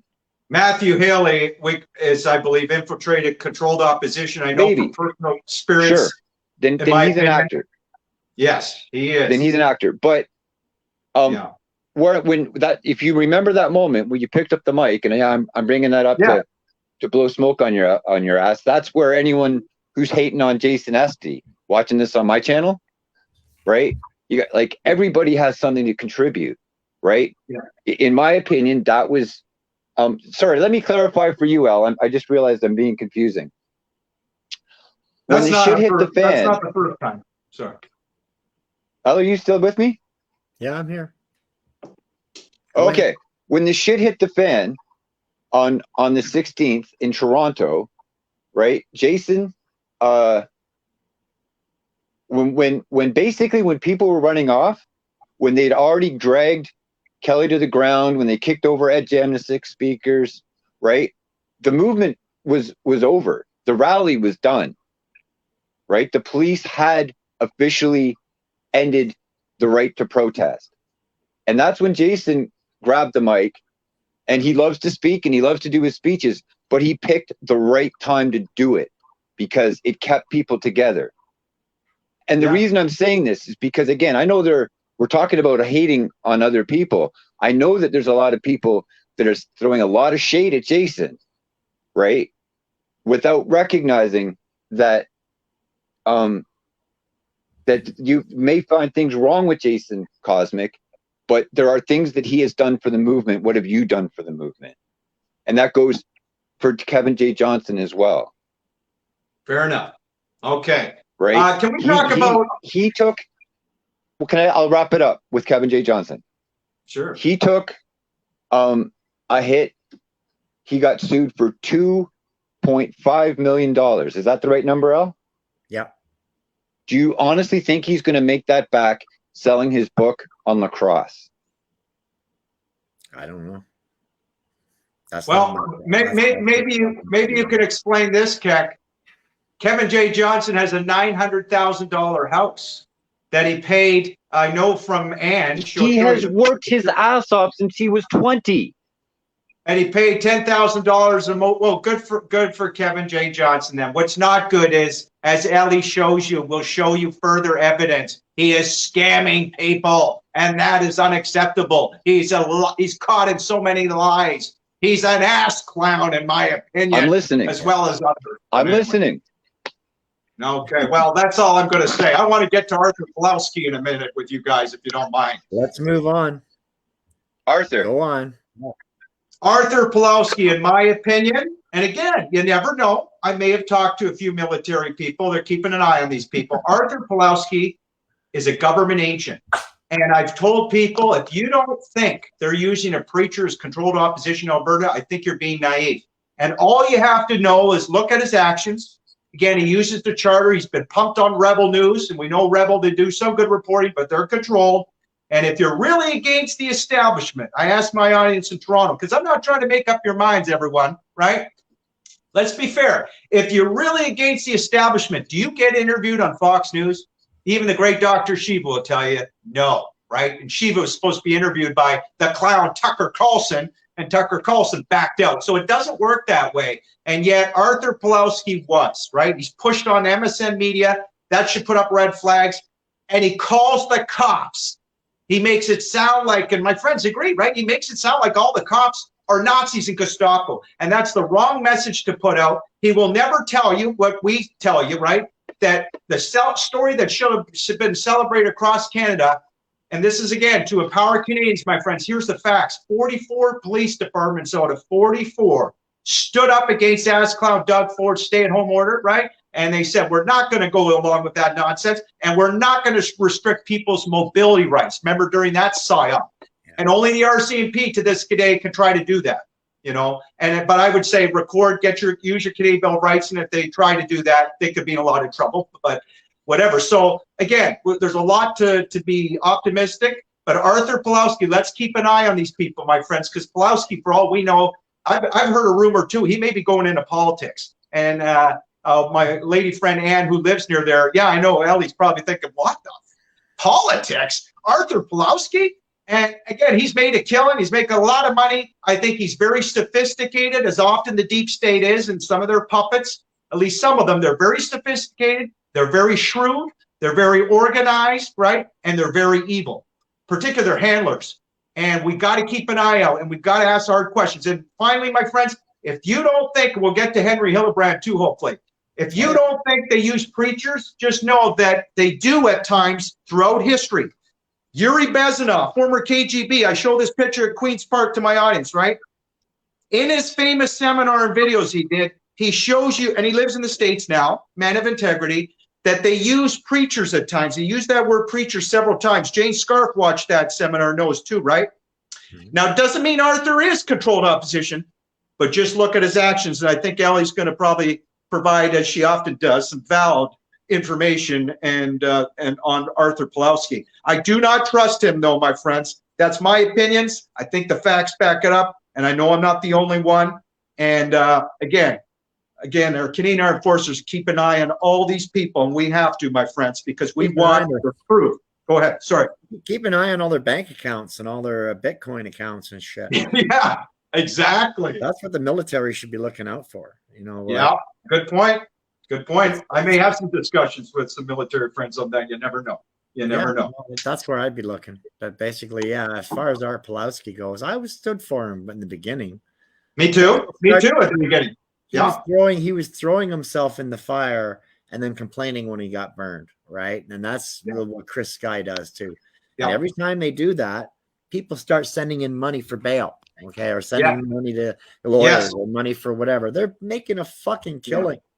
Yeah, and what kills me, Ellie and Keck, is Dave Freedom. I believe Jane Scarf too, almost positive on this, and other people. They told Arthur Pawlowski, just like they told Henry Hillebrand, use your Canadian Bill of Rights. Here's why. Do not use the charter. Arthur never emails them back. Doesn't show any integrity at all that way. And you got to ask, why? Why are they so hell-bent, again, on pumping up the charter? Now, maybe last year you could give these guys a pass and say, like a lot of us, right? We didn't have to understand our Canadian Bill of Rights back then, right? It's only recently, even Jane Scarf, the last several months, she's almost obsessively dug in, thankfully, on her Canadian Bill of Rights and the charter. She used the charter. She even won some cases with the charter, and that's great, but she understands going forward, the charter is not the way out of this mess. It's only going to bring us deeper, and that's why they got Rocco Galati, I believe, and a lot of people believe this, that he's positioned on purpose. Unfortunately, he's invoking the charter, and he's probably going to lose the case. We're going to find out. He'll probably lose the case, and he's going to appear before a judge. Again, judge is appointed by the government, paid by the government, conflict of interest, right?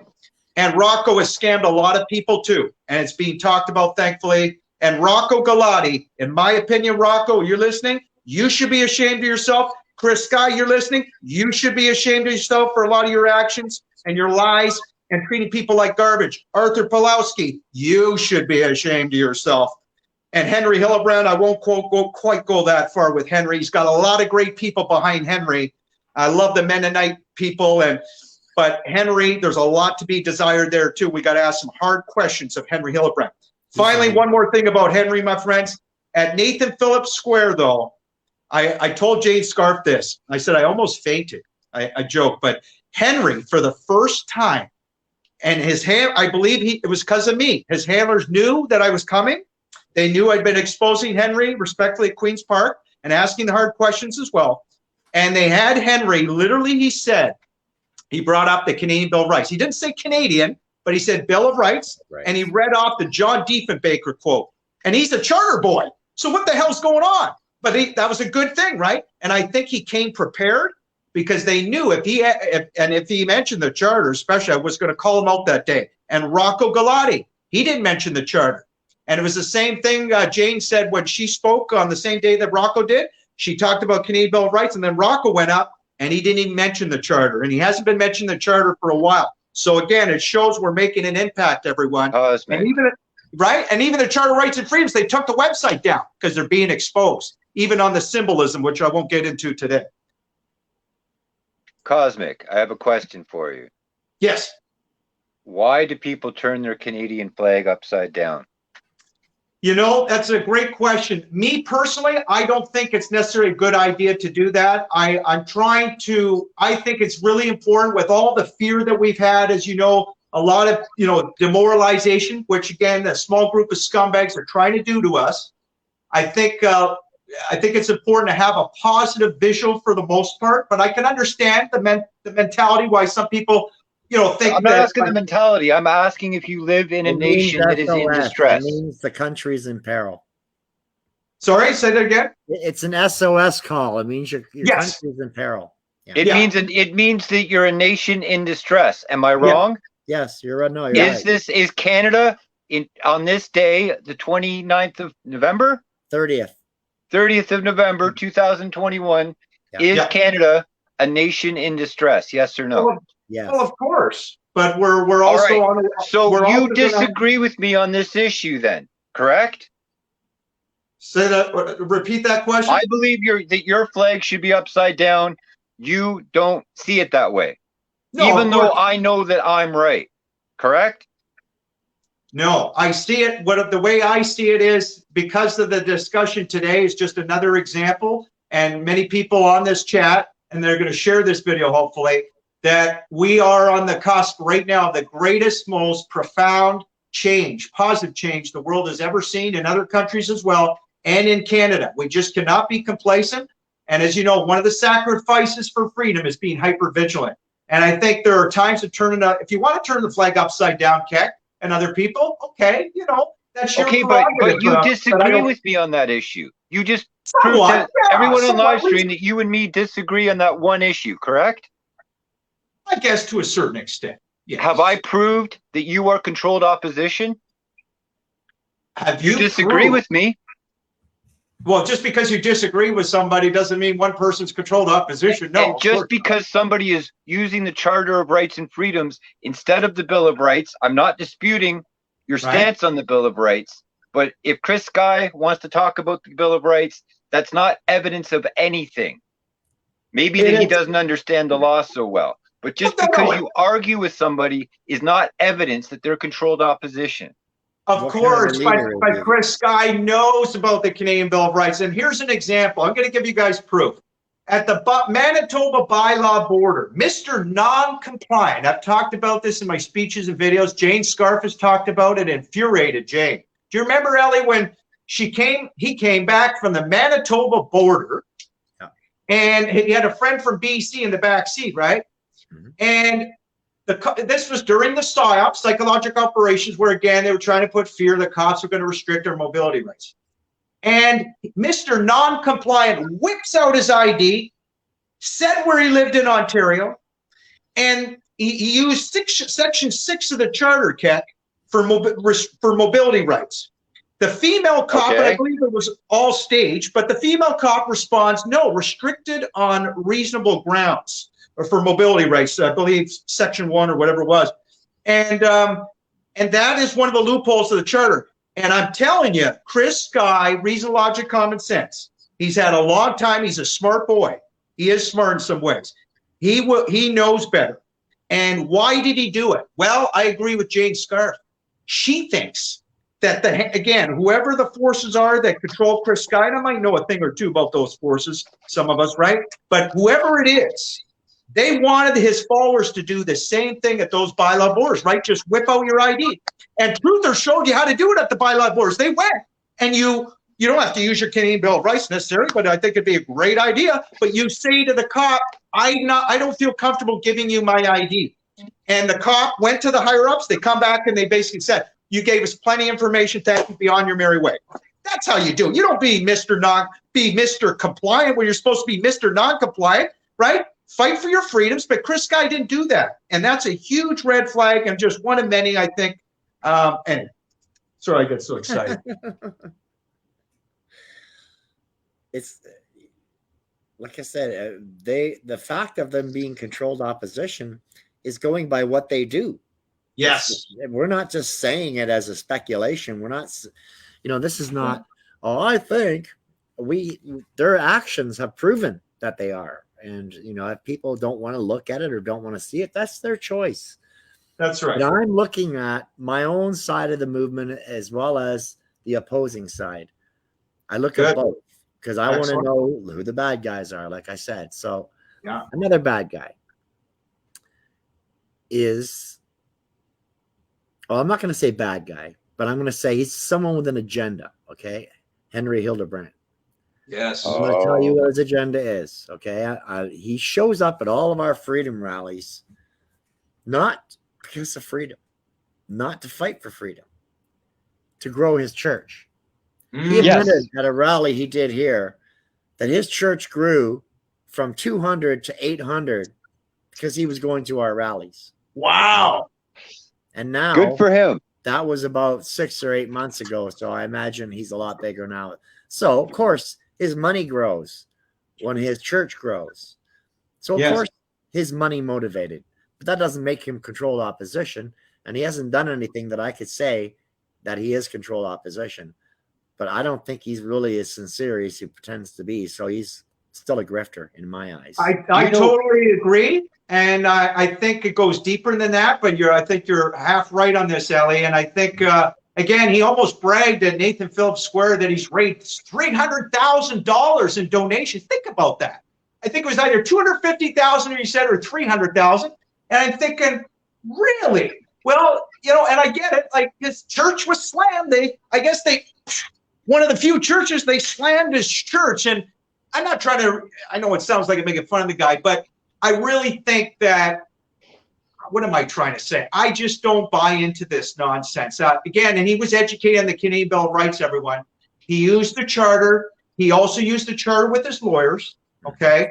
And these people know better. And also, my sister made a good point, I thought. She didn't know Henry, she doesn't know Henry from Adam, but she watched one short speech at Nathan Phillips Square on the Saturday, okay? And then he did a long one on Sunday, and I thought she made a good point.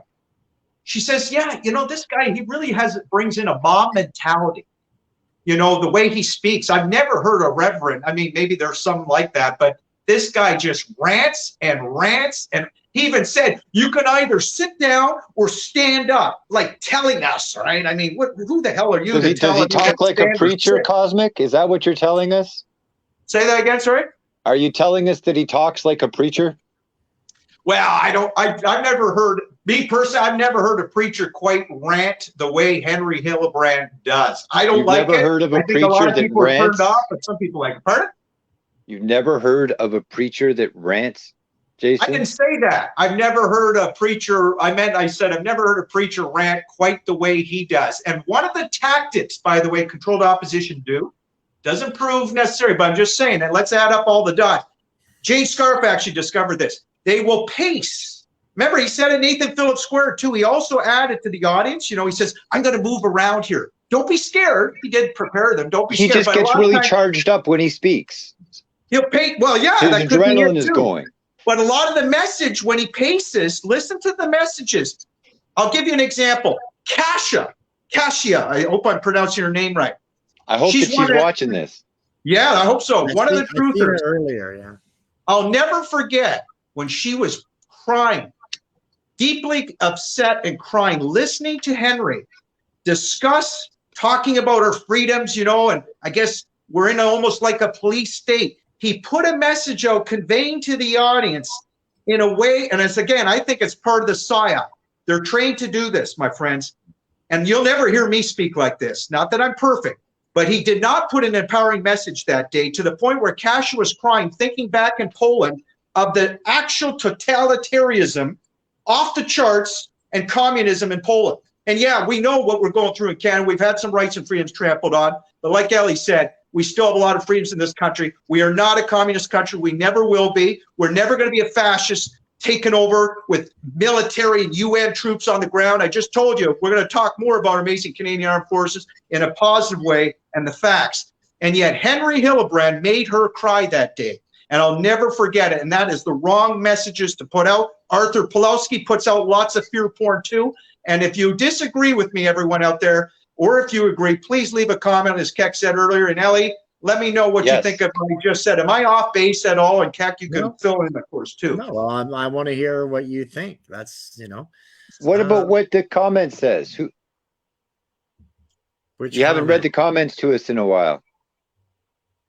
Oh, well, they're all pretty much agreeing with us. Oh, good. Awesome. Whoa. When you say agreeing with us, you mean me? No, me and not you, Keck.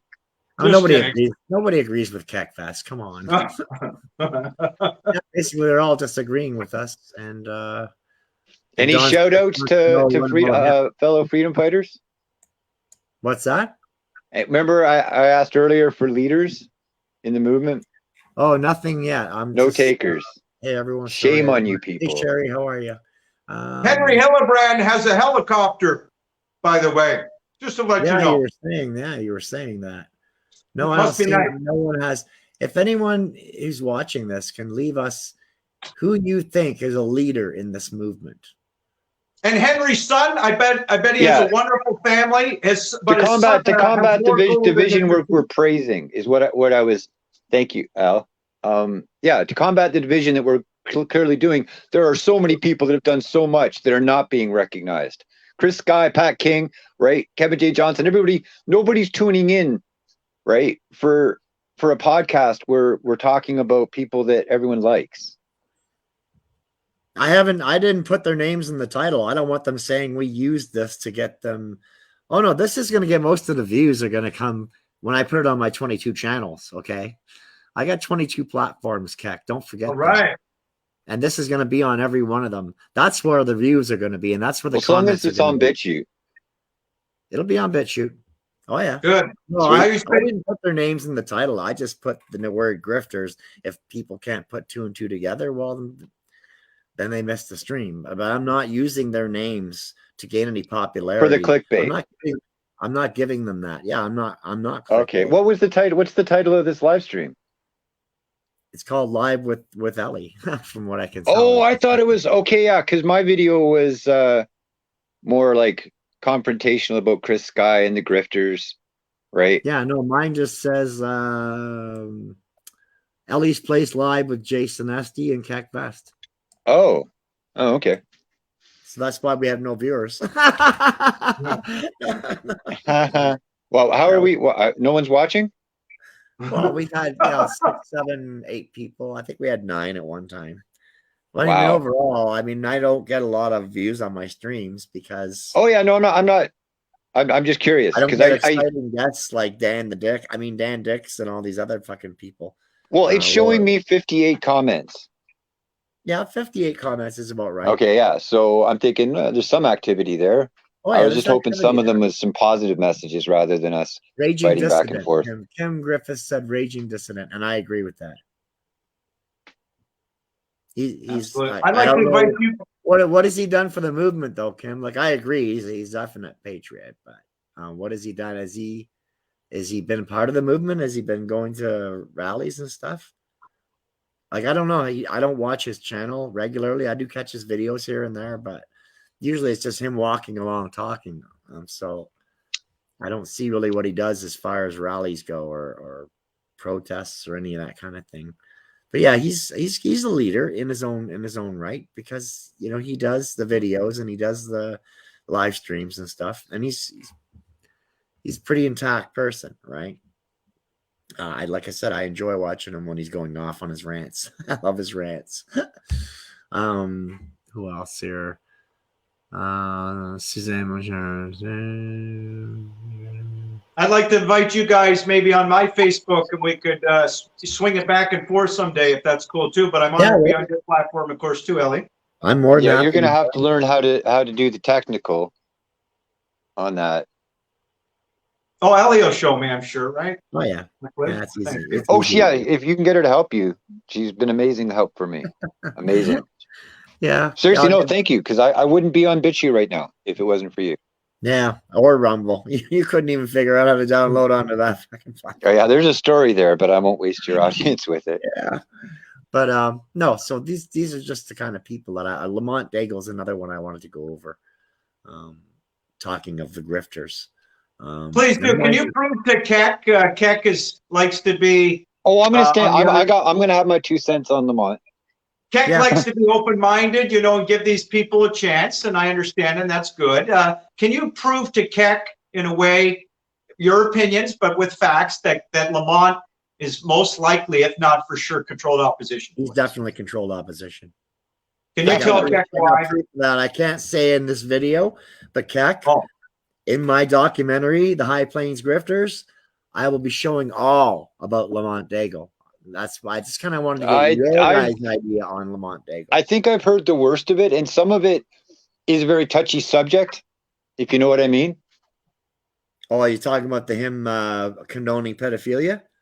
Yeah, is that what you're talking about? No. Oh, fuck no. I got way more dirt. Oh, okay. Because again, there was a lot of context to that he was taking a hit on. But no, he did. He stood up for basically the right to be a pedophile. But not the act itself. Why would someone provoke that? Because they're a Christian, for one. I know a lot of Christians who don't promote pedophilia. I know a lot of atheists that have an easier time combining Jesus and love than Christians do. Huh? That didn't make any sense to you, did it? No. Oh. How could they be atheists if they're finding love? Well, okay, what I'm saying is if a lot of Christians are allowed to have their belief that we should forgive our neighbors no matter how bad the crime. That's why pedophilia is such a big problem. Okay. It's not the driving force though behind the problem of pedophilia. The driving force is the lack of the complacency, the apathy towards it. Yeah. There's so much of it we've given up. We can't give up. This is why I said touchy subject. I was going to move past this part. Because now it's starting to sound like that, like Lamont is guilty of anything other than saying things. Oh no, right? No, Lamont's connected to a lot of things that I'm going to expose in the documentary. I'm not exposing. I would imagine Antifa. You see, he sure smells of Antifa to me. I have not heard about him with Antifa at all. Oh no, but he's just the way he carries himself, and when the Free Rally for Palestine happened, pretty much the freedom groups, they don't choose sides, just join us or don't join us. Whereas with the Line Canada, they took a stand on the Palestine issue. Israel issue. I can't get into his connections right now, but he's connected. But I don't think he's an Antifa, but he's definitely connected to a lot of very questionable people and globalist people. So, but you can't tell me, you can't say it now. I can't release that information right now. I want that to be in my life. Okay. Well, then, since I haven't seen the information, I'll continue with my conclusion that he's not controlled opposition. Okay. And I want to let your audience know.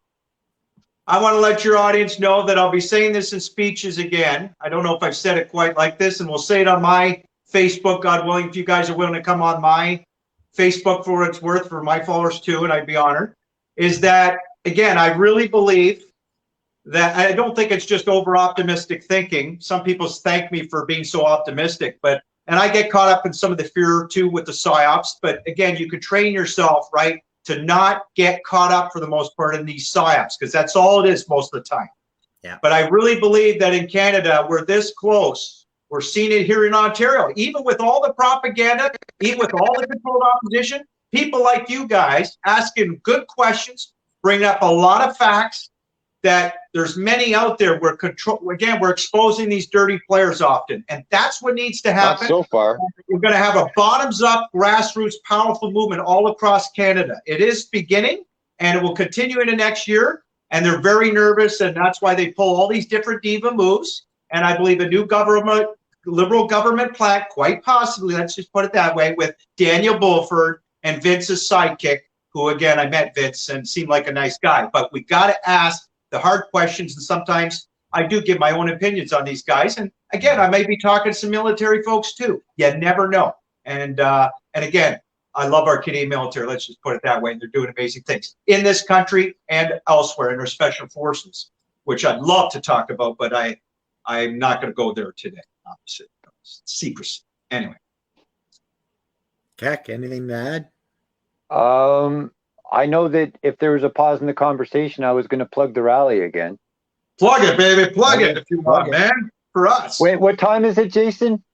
It's time for Vlad to put a goddamn what time is it in Hamilton? If you live in the Hamilton surrounding area, you happen to be watching this. What time? What day do they show up to Hamilton City Hall? Dude, I know 12 noon. I usually show up there 12:30, but you guys show up at 12 sharp. I'll be there 12:30. And by the way, again, we used to be hugs over mass. And again, Vlad, you should have had a Canada Maple Leaf. You're selling all your merch like the rest of them, and there's no Canada insignia. Is that wrong or what? I don't get it, man. You know what's wrong? Someone who exposes Chris Skye, but he is promoting his Hugs Over Mask group. Go figure. Whoa, who's Hugs Over Mask group? Hugs Over Masks is Chris Skye's. No, that's not Chris Skye. That's Vladislav. No, that's actually Kellyanne Wolfe is the executive director of Hugs Over Masks. Credit for it a couple of years ago at the fucking Parliament. Say again. Yeah. Chris Skye took credit for that movement when he was up in a speech, doing his speech on. I know I was sitting right behind him for the 40 fucking minutes he was up there, going on and on and on. Oh, he pissed you off. I remember that. He took credit for that movement and Mothers Against Distancing and this school that he was opening and failed at. It sounds and failed. Like. And there was another one too. Plus his cheap, overpriced merch. Chris Skye, you've been acting like a real ass clown. You and some of your cronies, your cult. Smarten up. I keep repeating it. Are you talking to Chris Skye directly? I am. Change your behavior. Can I talk to Chris Skye directly? I'm not going to work out with you, Chris Skye, unless you change your behavior, dude. Anyway, sorry. Go ahead, Keck. I just want to say one thing. Chris Skye, if you're watching this, hit that like button and leave a comment. Who do you think is a leader that's not recognized in the movement? There you go. Back to you. Justin Long is, Kim, you're right. Justin. Hi, Justin. I would have said Justin. That was a good call. Yeah, Justin's a good pick for that. He's been long before this fight started. He was fighting with the yellow vests and all of us. I didn't know him back then. But I didn't know him back then. Wasn't part of the movement with you guys, the freedom movement, unfortunately. But I've heard a lot about Justin Long and his amazing actions back then, and so I'm sure he's in a lot of our hopes and prayers, and we hope that he continues to fight. Yeah, no, him and his mom Rebecca are really amazing patriots. Yes, they are. I've done a lot. Great. For I ran into Justin Long. Did you? Like 2 days ago. Good. I feel sorry. Do you know where I saw him? No. Don't say in jail. Can I tell you where I saw him? No. I saw him at Hamilton City Hall at 12 o'clock at this week's Freedom Rally, which is every Sunday. Awesome. Great. I had to plug it, and Jason was not helping. No, it's okay. Sorry. I gave a Canadian Bill of Rights shirt for what it's worth to Rebecca, his lovely mother, and she wore it with pride at Queen's Park there. So good. When I agreed with Justin Long, I didn't realize his mom was the one that made the comment. Which comment? About Justin Long. You said someone pointed out Justin. No, I didn't say Kim Griffiths did.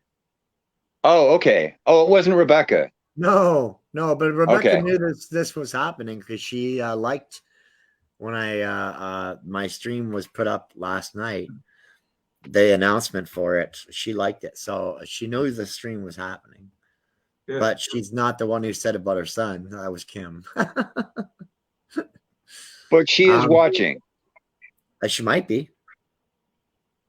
She could be. Hi, Rebecca. Yeah, no, like I said, and there's just so much. I have history with Chris Skye, and that's a reason why. Yes.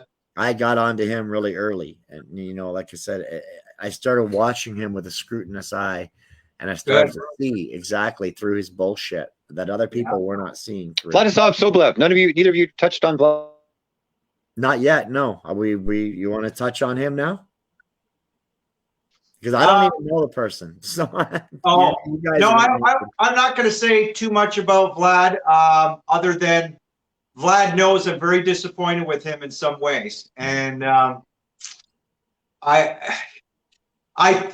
hate to say it, but again, I do think he's controlled. I have a friend that may be running for mayor that is sort of working with Vlad in some capacity, so I don't want to rock the boat right now, so to speak.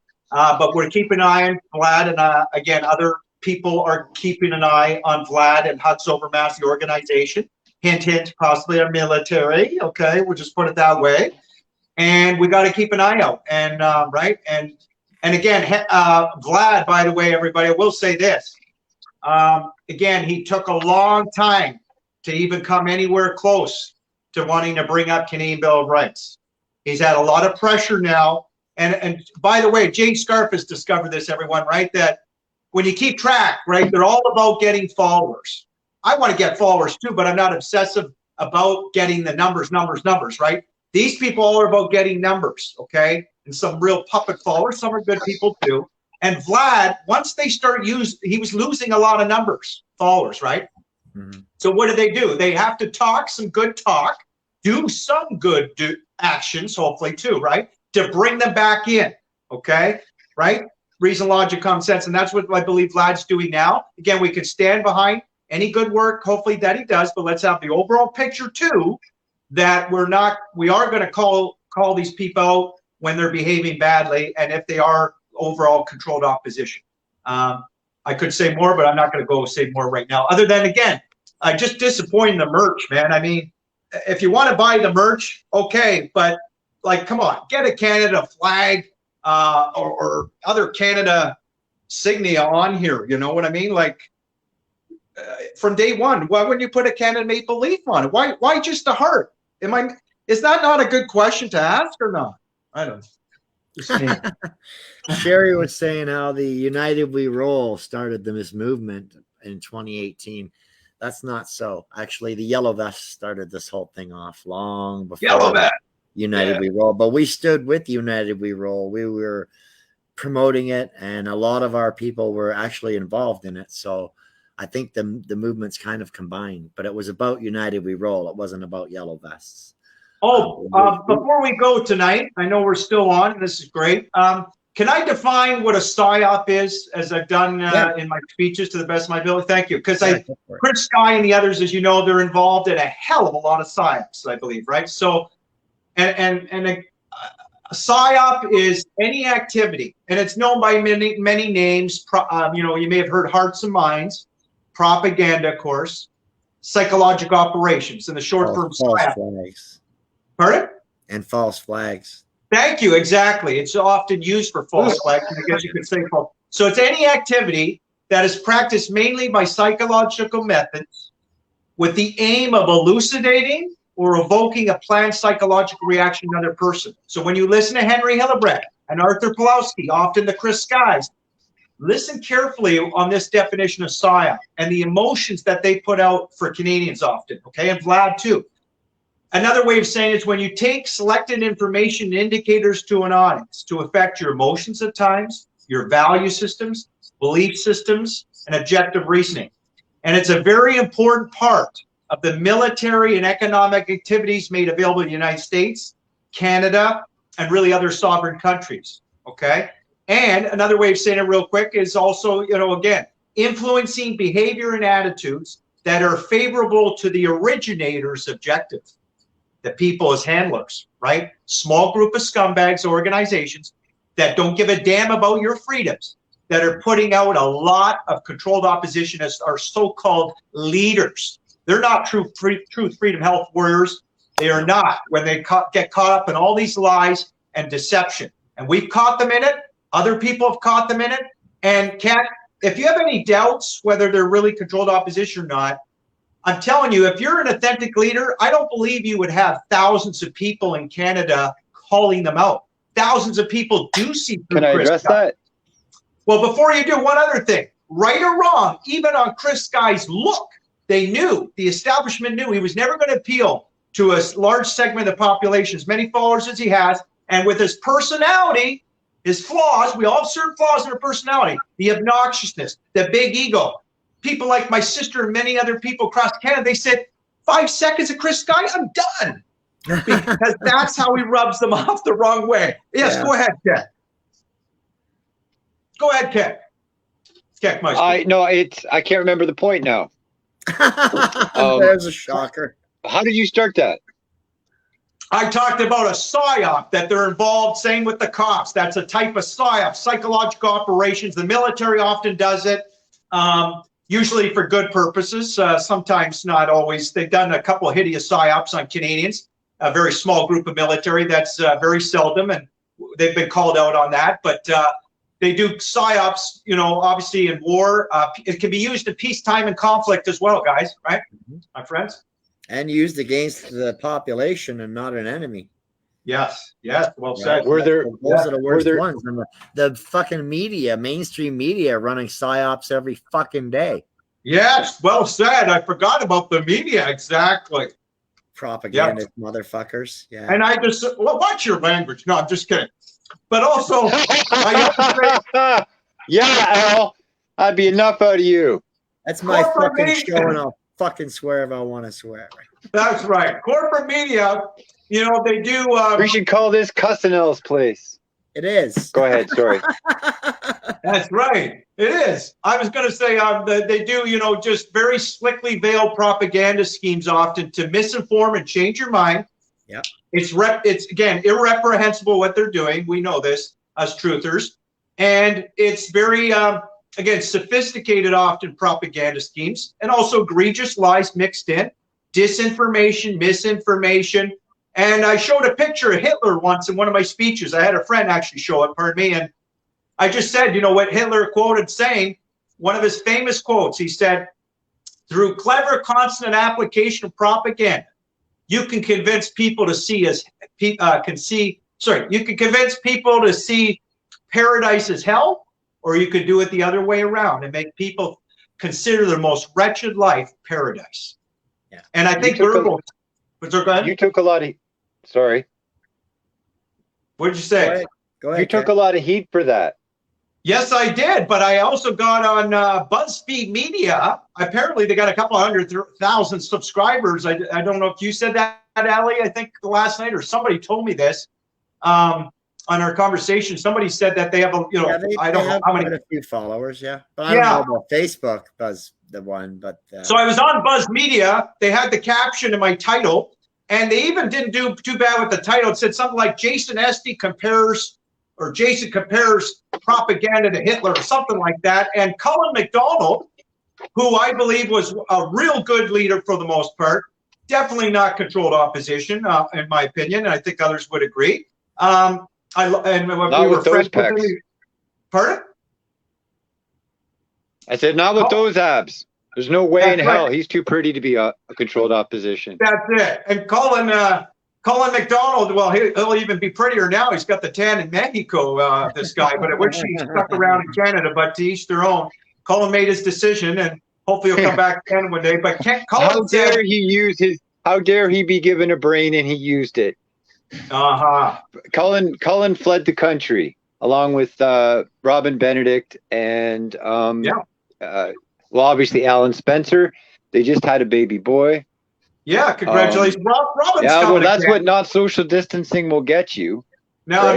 no. Robin, I think, has gone to Mexico for a few other reasons, and I won't get into it. And I think she'll be back in Canada. Oh, for very Christ's soon. sake, you are not going to start with Robin Benedict as controlled opposition, because I'll come Of through the course screen. not. No way. No, of course not. Robin has a Okay. herd of gold. See, I do have reason, logic, common sense. Even Heck, and I'm people not- that hate her acknowledge that she's a really nice person. Exactly. She's You amazing. should see the comments I've read on hers. Right? Yeah. Like, I understand that she's like the sweetest person in the world, but she's still killing grandma. Right? Like, even when they hate on her, they can't say bad things about her. That's good. No, I just want to add real quick. Colin said on my Buzz, when he saw the caption of Buzz Media from that speech showing the Hitler photo, he said, Jason, I can't believe there's hardly any negative comments. And then it got too hot for Buzz Media, I guess, for the corporate elites, and they took it down after a few weeks or whatever. And there was a PSYOP conducted on me that day, as Keck knows. I don't know if you've seen the speech, Ellie, where Yeah, I they had watched a it guy last named, night. well, you did? Thank you. Yeah. Andre, this guy I didn't know. He's been part of the movement from not day one, but apparently a long time. He's standing 15 feet. I'm oblivious. Holding the Canada flag, no less, in a hockey stick with his buddies, Antifa, apparently, or something. And, Apparently, or something. What do you mean? well, they seemed like they were, people told me they were Antifa, and I can't verify that. I don't Okay. know. All right. But, Okay. At least you admitted it. All right. yeah, so Sorry to interrupt. That's okay. Sorry to interrupt. And to put in quite a little bit of context, why I think a PSYOP was conducted on me, the Saturday before, I had done a powerful speech on March 20th. Apparently, I knocked it out, got a great reaction from the crowd, brought truth and transparency as I tried to do, talked about Canadian Bill of Rights for the first time, briefly, publicly, right? Talked about a PSYOP briefly as well. And I think that shook up maybe parts of the establishment too, but particularly this legislation, whatever it was. They conducted a PSYOP on me the next week with this Andre, that somebody put him up to it, and he drowned me out with a police siren bullhorn before I got the first word out. So I was only up there for 5 minutes. The crowd was tired. Matthew Haley, who I believe probably is controlled opposition. I haven't really discussed him with a lot of my friends, but he tapped me on the shoulder that day, Keck and Ellie, and he said, would you be the second speaker that day, Jason? This is, again, the Saturday following the March 20th speech in front of 2,000 people. And I said, sure, I'll be the second speaker. And he says, we know you're great at pumping up the crowd. You're a great speaker, blah, blah, blah. I said, sure, okay. Well, I was the last speaker. Now, you could say, well, maybe it wasn't his fault. It was just a coincidence I was the last speaker. But it allowed Andre to do what he did. If you watch the video, it's hard to prove, but it looks suspicious. A lady friend agreed with me when she watched the video. He goes up underneath the statue, Matthew Haley, and, you know, Andre's doing his thing with the police siren. Mhm. But when he drops down, Andre all of a sudden starts the police siren bullhorn again. And Matthew, maybe this is nothing, but he's fidgeting around his pockets, you know, too. Just a lot of weird stuff that day. And guess who was there that day? Kellyanne Wolfe. Kellyanne Wolfe was You're talking to against Queen's Park. Yes, Queen's Park. Okay, Kellyanne I know Wolfe- what you're talking about. Sorry, I didn't Kellyanne know Wolfe what you're was talking about against- at first. Yeah, and Kellyanne Wolfe was against a tree that day, everyone. And I think part of the PSYOP, I'm always convinced to this day, that I was supposed, wanted to ask me a question. The guy who held out my Hitler phone, he said, Jason, I said, what are you need to do a speech? He says, Kelly wants to talk to you. She wants to ask you a question. And of course, my immediate reaction was, no, I'm not going to talk to her. I'm hoping to do a speech, right? Waiting. And so did they want me to go up to Kelly? I believe they did, the scumbags, to talk to Kelly. So the Kelly haters in the crowd would see me talk to Kelly and think, wait a sec, Jason's tight with Kelly. He's controlled opposition. Because Andre, I think he was in on it, Andre shouts out 3 ridiculous statements. You're with Kelly. Apparently, we have to believe that he hates Kelly. But I don't know if that's true, because he says, we don't want rats. You're with Kelly. And he said something like, well, you're not part of the movement. He knows I'm an asset to the movement, if I may say. He heard my speeches. Well, He you knows I'm know not that you controlled can't really opposition. determine for someone that they're not a part of the movement. Yeah, he said something to the effect of I'm not part of the Yeah, movement. he or something did like say that, Keck. I watched that. It was crazy, wasn't it, Ellie? Yeah, it was. He was just being disruptive. That's Disgusting. So I grabbed his hockey stick afterwards, and I said to Andre, I looked him right in the eye. I said, I should punch you out right now. And he looked at me, and then he goes, oh, go ahead, or something like that. And I said, you're a paid surgeon. And then I just walked away. I knew if I punched him out, obviously I may not even be back to Queen's Park like Chris Skye. I find it fascinating. Okay, like Chris Skye. Hold on a second. Like Chris Skye. Chris Skye can't come to Queen's Park on Dundas Square. What about him?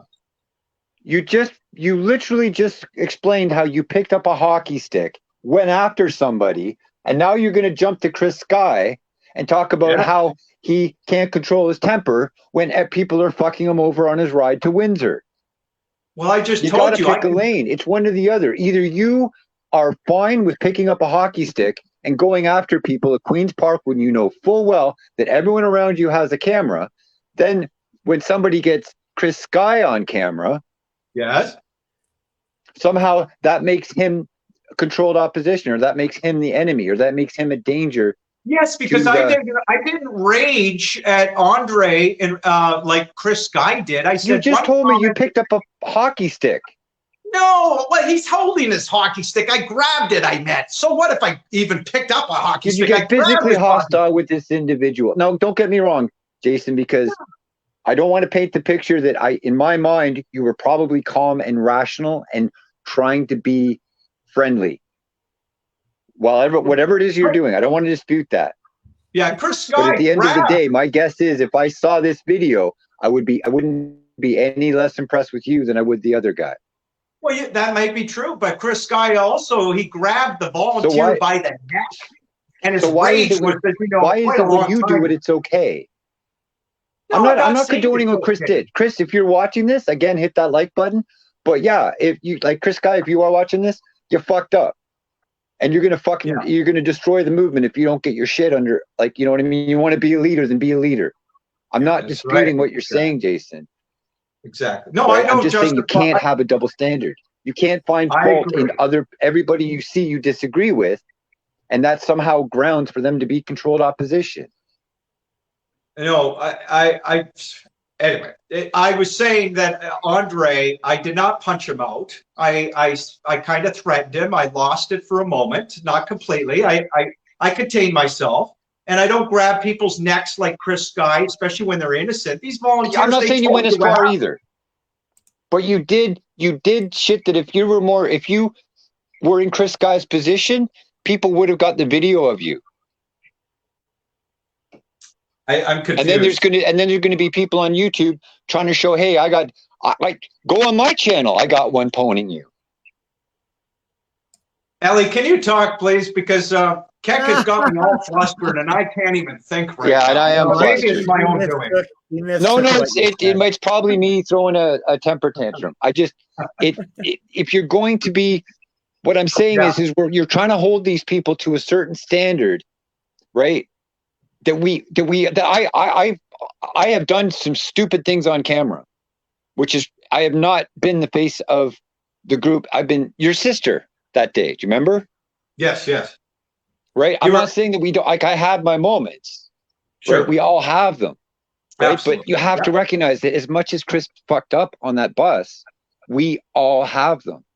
But that's not the first time. Ellie, can you describe to Keck what he did in Nanaimo, BC? And if he doesn't calm the fuck down, he's going to end up blowing it. Well, what did he do in Nanaimo, BC, Keck and Ellie? Did you see that video?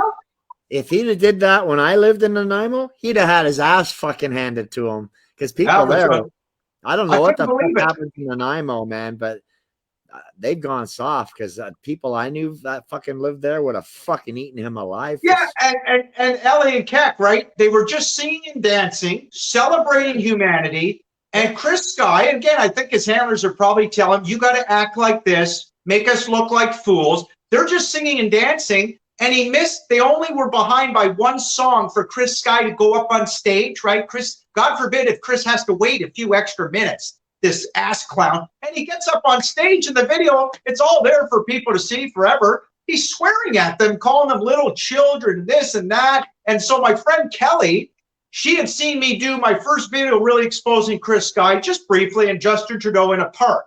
Well, I've exposed Chris before, but so anyway, she wanted to know, she lives in Nanaimo, and she wanted to know, is Chris controlled? What's he all about? Or is he the real deal? So she went to the protest, God love her.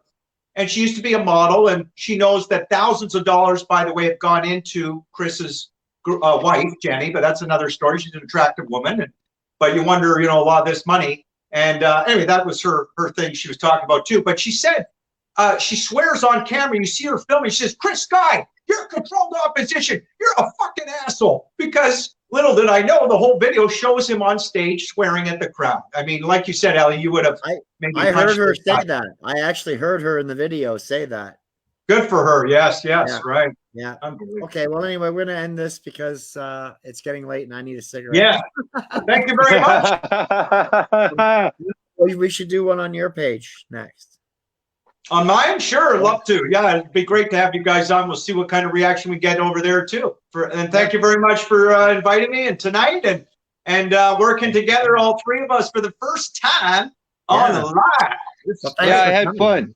I had fun. You two learned a lot. It's usually hard to get you to or that fly. What's that? Oh, that stupid fruit fly. Yeah. Yeah, no, I'm glad you guys came and joined me. And it's hard to get Keket for any amount of time. I'm surprised he was here this long. Well, I'm glad he was too. You guys really had an awesome contribution as usual. I appreciate it. And let's keep it going.